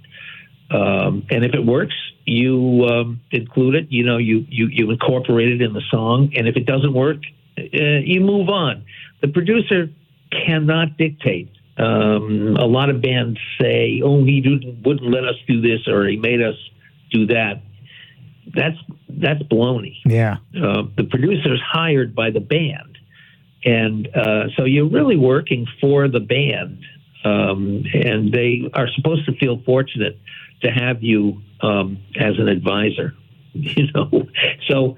There were never any knockdown, drag-out fights. There were, the closest I came was with Dee Snider. We had some differences in material. I honestly didn't love "We're Not Gonna Take It" in the beginning, and then I agreed to do it with them because they kind of insisted. Thank goodness. Right. They weren't going to take it. Yeah. He wasn't going to take it anymore. Yeah. Well, it did sound a little bit like a nursery rhyme to me. And I said that, and I think it really pissed him off. Maybe just a little bit. It's got some Bo Peep qualities to it. Wow, it's interesting because it turned out to be their biggest song. Monster hit, yeah. It's you. I can almost hear it now. Yeah, it does. Mary had a little lamb, his fleece is white as snow. No, but you're right. You know what's funny? A lot of songs, if you just take the words and read them, they're kind of dopey. Yeah. And it's the artists who sell it. Yeah. Like if you I know what you're saying. If you read these words on just paper, you're like, this is dumb. Yeah, who wrote this? This is this is something a 12-year-old would write. Right. But then when you hear it with the guitar and it's an anthem. Yeah. Yeah. Well, and the melody. Da da da da da da. It's almost like It's a little bit, Yeah. you know, Like, a little bit, yeah. Yeah. Right. Jack in the Box. Yeah. Yep. Steve Allen, Steve Allen, the comedian who used to have a big show, would read rock and roll lyrics on his show. He'd take a particularly dumb song lyrically, like "I'm a girl watcher, watching girls go by, my oh my." Great bit. That's awesome. And they were funny. It was very funny without the music. Sometimes it was funny even with the music. You can say that, though. You can say that. Anyway. Yeah, you're right. I'm a girl watcher. And by the way, this guitar lead, like not a great, in the day where Eddie Van Halen is just burning up the fretboard. Yeah. It's a very simple one string. Then it goes to a guitar hard. Right. Very simple lead. The whole song is really kind of simple. Yeah. It is very simple and one of the most licensed songs in the history of rock and roll music. Unreal. It's amazing, made them isn't a it? lot of money. Well, look at the Beatles' early catalog. Yeah. All that stuff is very simple. Exactly. It's 2.5. Right. It's not complicated. Just 2.5 minutes. Yep. Make it easy. Yeah. Right. Yeah. Well, one of the properties of a hit song is the listener is able to sing it in the shower. So you don't want it to be too complex. Yeah, really. Right. Well, now, long shower. but then you got Rush. There's a band that their songs are Very those intricate. aren't I'm singing in the shower. So this is smart man stuff. Deep. Yeah. You deep can't stuff. Tom Sawyer in the It shower. is. Yep. Yeah. We'll take that to you. Yeah, it is smart man stuff. It was elevated, rock and roll music that. Well, it was just upscale, and I that was easy. I went to see them, and it was they made it look very easy, and they were playing some complex stuff. I was positive that they were very good. I was thrilled, and I said, "Boy, this is a real quality signing." And of course, the CBS turned it down because actually, this wasn't my boss who turned it down. It was because they wanted too much money, which in those days was $75,000 advance for 2 albums. And wow, it was too bad. Now, yeah, wow. Yeah, it's chump change. It's pocket change. So they must have had other people tire kicking at that point if they're demanding more money. Well, I can't remember his name. Damn it. From Mercury Records, the guy who wound up managing my age, my memory. Is it the age, Tom, or is it the weed and partying with Motley Crue? the after effects. Tom Werman is on. It's really it's really ironic that I'm pretty old, and in college we used to risk 10 years in jail to get high. Now I live in Massachusetts. It's very legal, and I don't feel like getting high anymore. Now you wouldn't go to jail for 10 years and you have no interest in it. Funny. Right. Tom's got an awesome book. I hope this becomes some kind of a Netflix or movie kind of experience. Turn It Up, My Time Making Hit Records in the Glory Days of Rock Music. It's out now. We're linked up. I'd love to have another chance to talk with you because I could just talk with you for hours. Seriously, man. Great stories. Thank you, Tom. Thanks for all the memories and the music you helped create. Thank you. Yeah. Thank you very much. Pleasure to talk with you. Talk to you soon.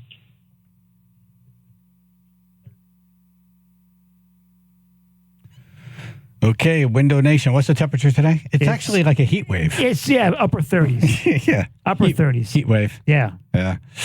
I don't know. Why wouldn't you want to just get a price to save money on those cheapo, crappy, junky windows in your house? Right. I'm looking at you. Why wouldn't you? Why wouldn't you? You definitely want to get new windows for your house. I'm sorry, you disappeared from my headphones. Why wouldn't you? Why wouldn't you? Why wouldn't you? Yeah. Why wouldn't you? Oh. Window Nation.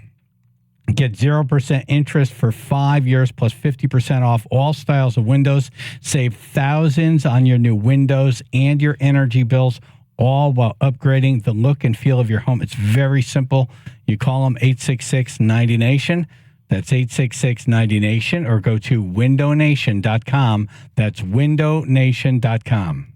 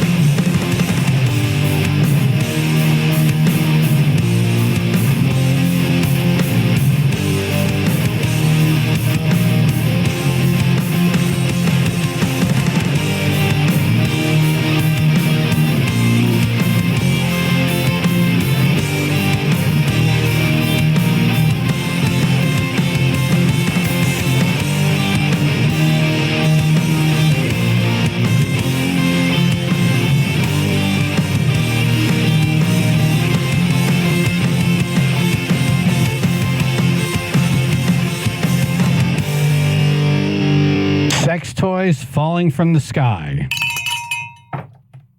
Comedian Pat Oates in studio. Good morning. Good morning. He's at Twisted Vine in Derby, Friday, February 2nd. The first sighting was last Wednesday when someone called the cops about an adult toy stuck to the top of a traffic light. My kid thought it was a rocket. A person also put one on a water tower. Wow. And stuck another to the side of a Walmart. Nice. Well, you know, that parking lot's pretty screwed up. Sounds like it's mainly happening in a suburb of Oklahoma City called more. Oh, well, they want to do Nice. more. More of this, more of that. And police are not amused. No, they never are. They put out a statement saying, quote, the Moore Police Department does not condone the actions of this individual and finds the prank inappropriate. It says no more sex toys. Exactly. Right. Yeah, move to less. Right. Less is more. Go to Rock Hard. No thanks.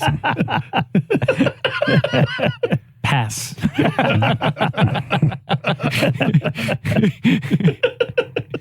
They are trying to figure out who's doing it and whether to arrest them or just issue a fine. Let's give him a fine. The sketches of Wile E. Coyote. Acme drones. Remember there was the marital aid sighting on Route 34? Jennifer called it in. Pam was doing traffic. Off to the side, yeah. The breakdown lane. Everybody started, and then someone took a screen or a picture of it and sent it to us. Yep. Yes, thank you. Yeah. Someone's really frustrated in traffic that day. Right. Why is that in the car? Right. How to get out the window. Personal body massager. This isn't my razor. Right. This isn't how you get ice. This isn't how you get ice off a windshield. Got 3 blades here. Wait, this isn't my lipstick. Oh, I was trying. Right. I keep chipping my teeth on this toothbrush. Can't curl my hair with this. Hello. But I still wonder every now and then what that was about. Was that an argument? A boyfriend was like, you don't need this. Right. And he took it and then threw it as he was leaving. I'm all you ever need. Yes. How does it end up out there? Right. What's the story behind that? I caught you with Bob.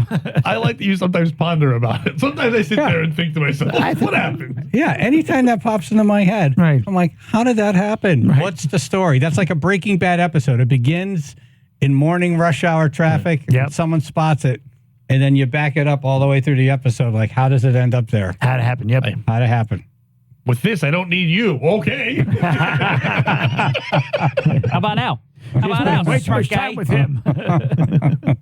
She's always listening to Good Vibrations. I hate this song. Right. That's why you were yodeling. Still don't.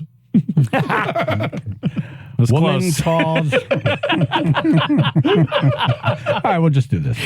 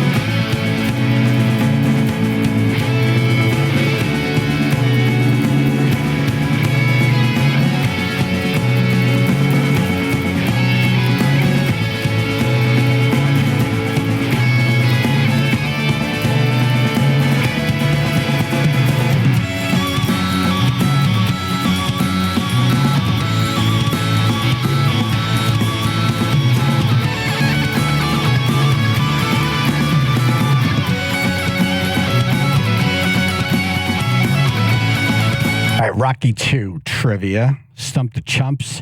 Stump us. Get in the running for Bill Maher tickets. 203-882-9757. Chaz and AJ in the morning. 99.1 PLR, 95.9 The Fox. Pat Oates in studio. Ruth is going to help us out. Rocky 2. Yep. 203-882-9757. I didn't hear no bell.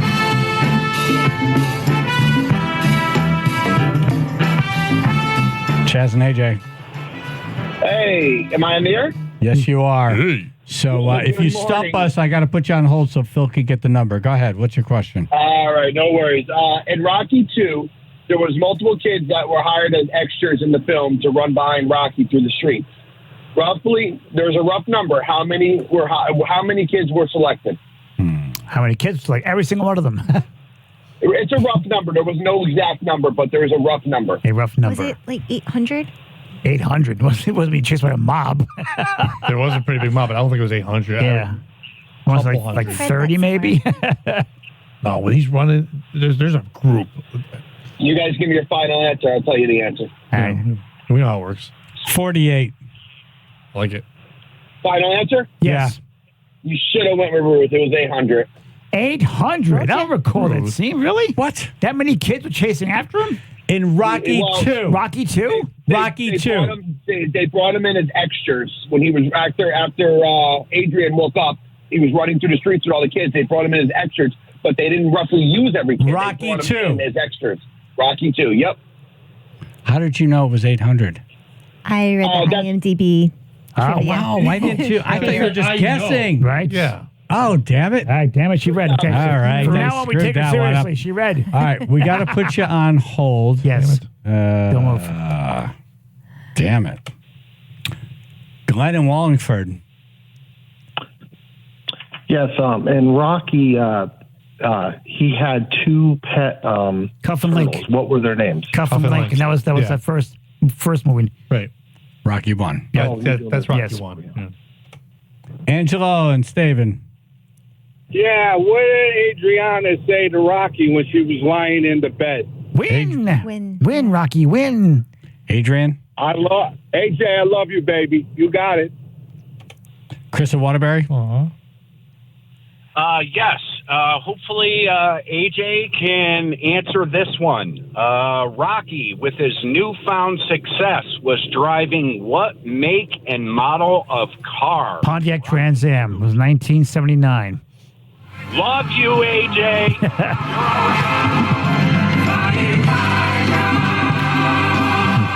And he sucked at driving. So we only had one person stump us, and we actually had the answer. Had the answer, but I screwed it up. Right. 203-882-9757, Rocky 2. Nikita and Simsbury. Good morning. And so, in the newspaper smear campaign that Apollo Creed put on, what did the newspaper cartoon say? Italian chicken, wasn't it? Yes. Damn it, you guys are too good.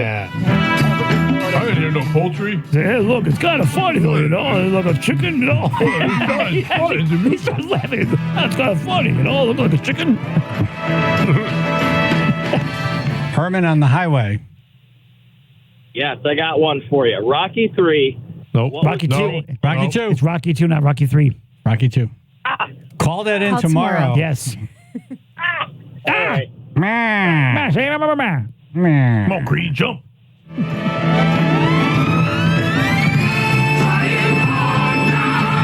Scott in New Haven. Yeah, what was Mickey's last name? Mouse.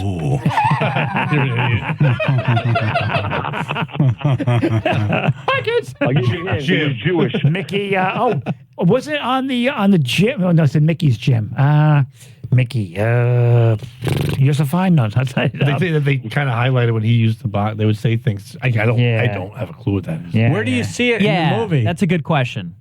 I think he was on the 2 when he died. He died in 3 though, so it wouldn't be 2. So you got me there. Yeah. Well, he still had a last name in 2. I mean, I guess it kind of counts. But we don't know the last name in 2, do we? Yeah. You wouldn't know the name in 2 then, no. Yeah. He was in 1, it might have been in 1, but not 2. That's your honest. Gold Mill. Don't worry, I don't want the tickets anyways. It's Gold Mill. All right. We'll forget tomorrow. Don't worry. I just wanted to embarrass you guys.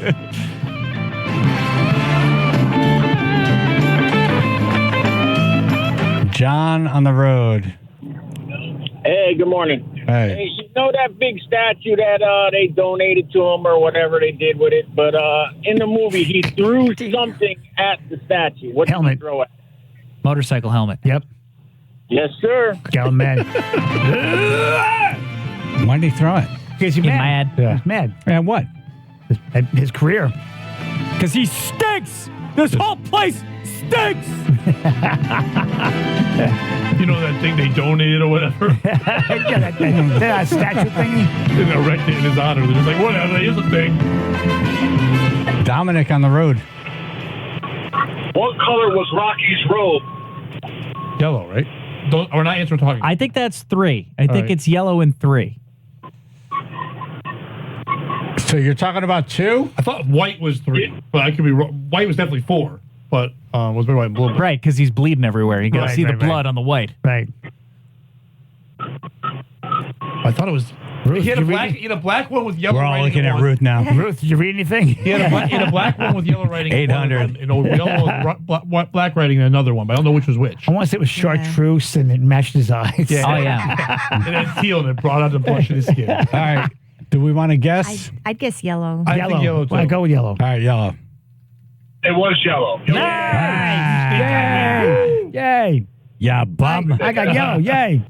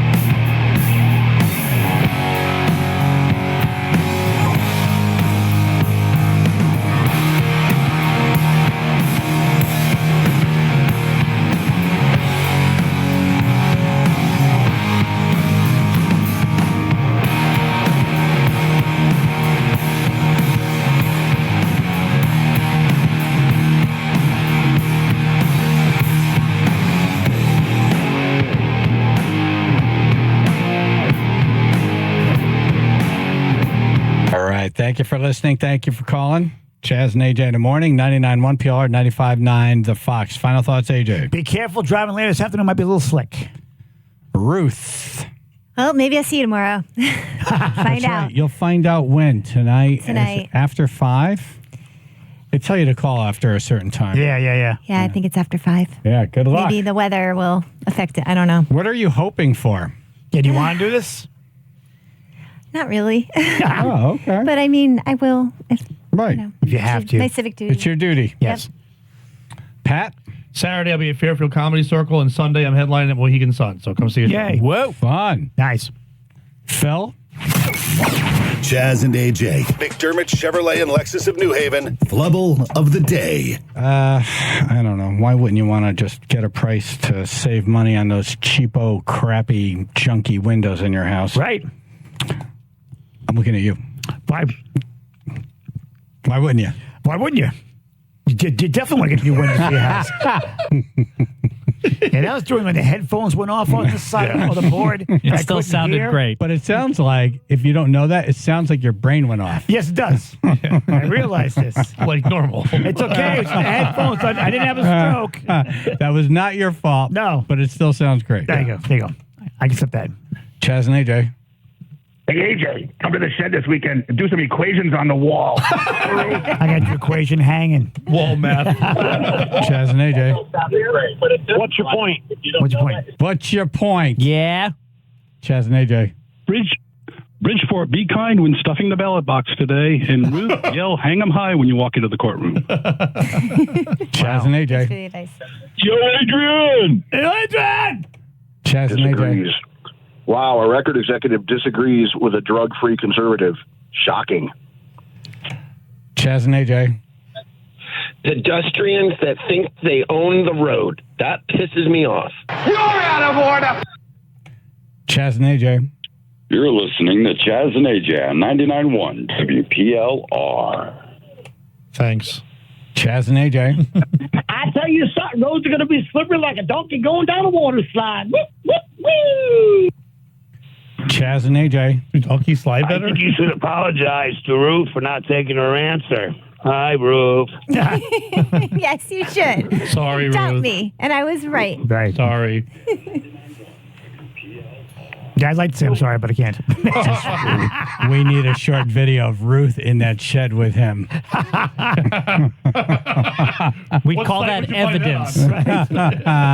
The most nervous person in Connecticut right now. Chaz and AJ. PLR, we're all here because we're not all there. I hear you. We should mention 95.9 The Fox. We should do that, yes. Chaz and AJ. Senorita, I'm in trouble again, and I can't get free. Senorita.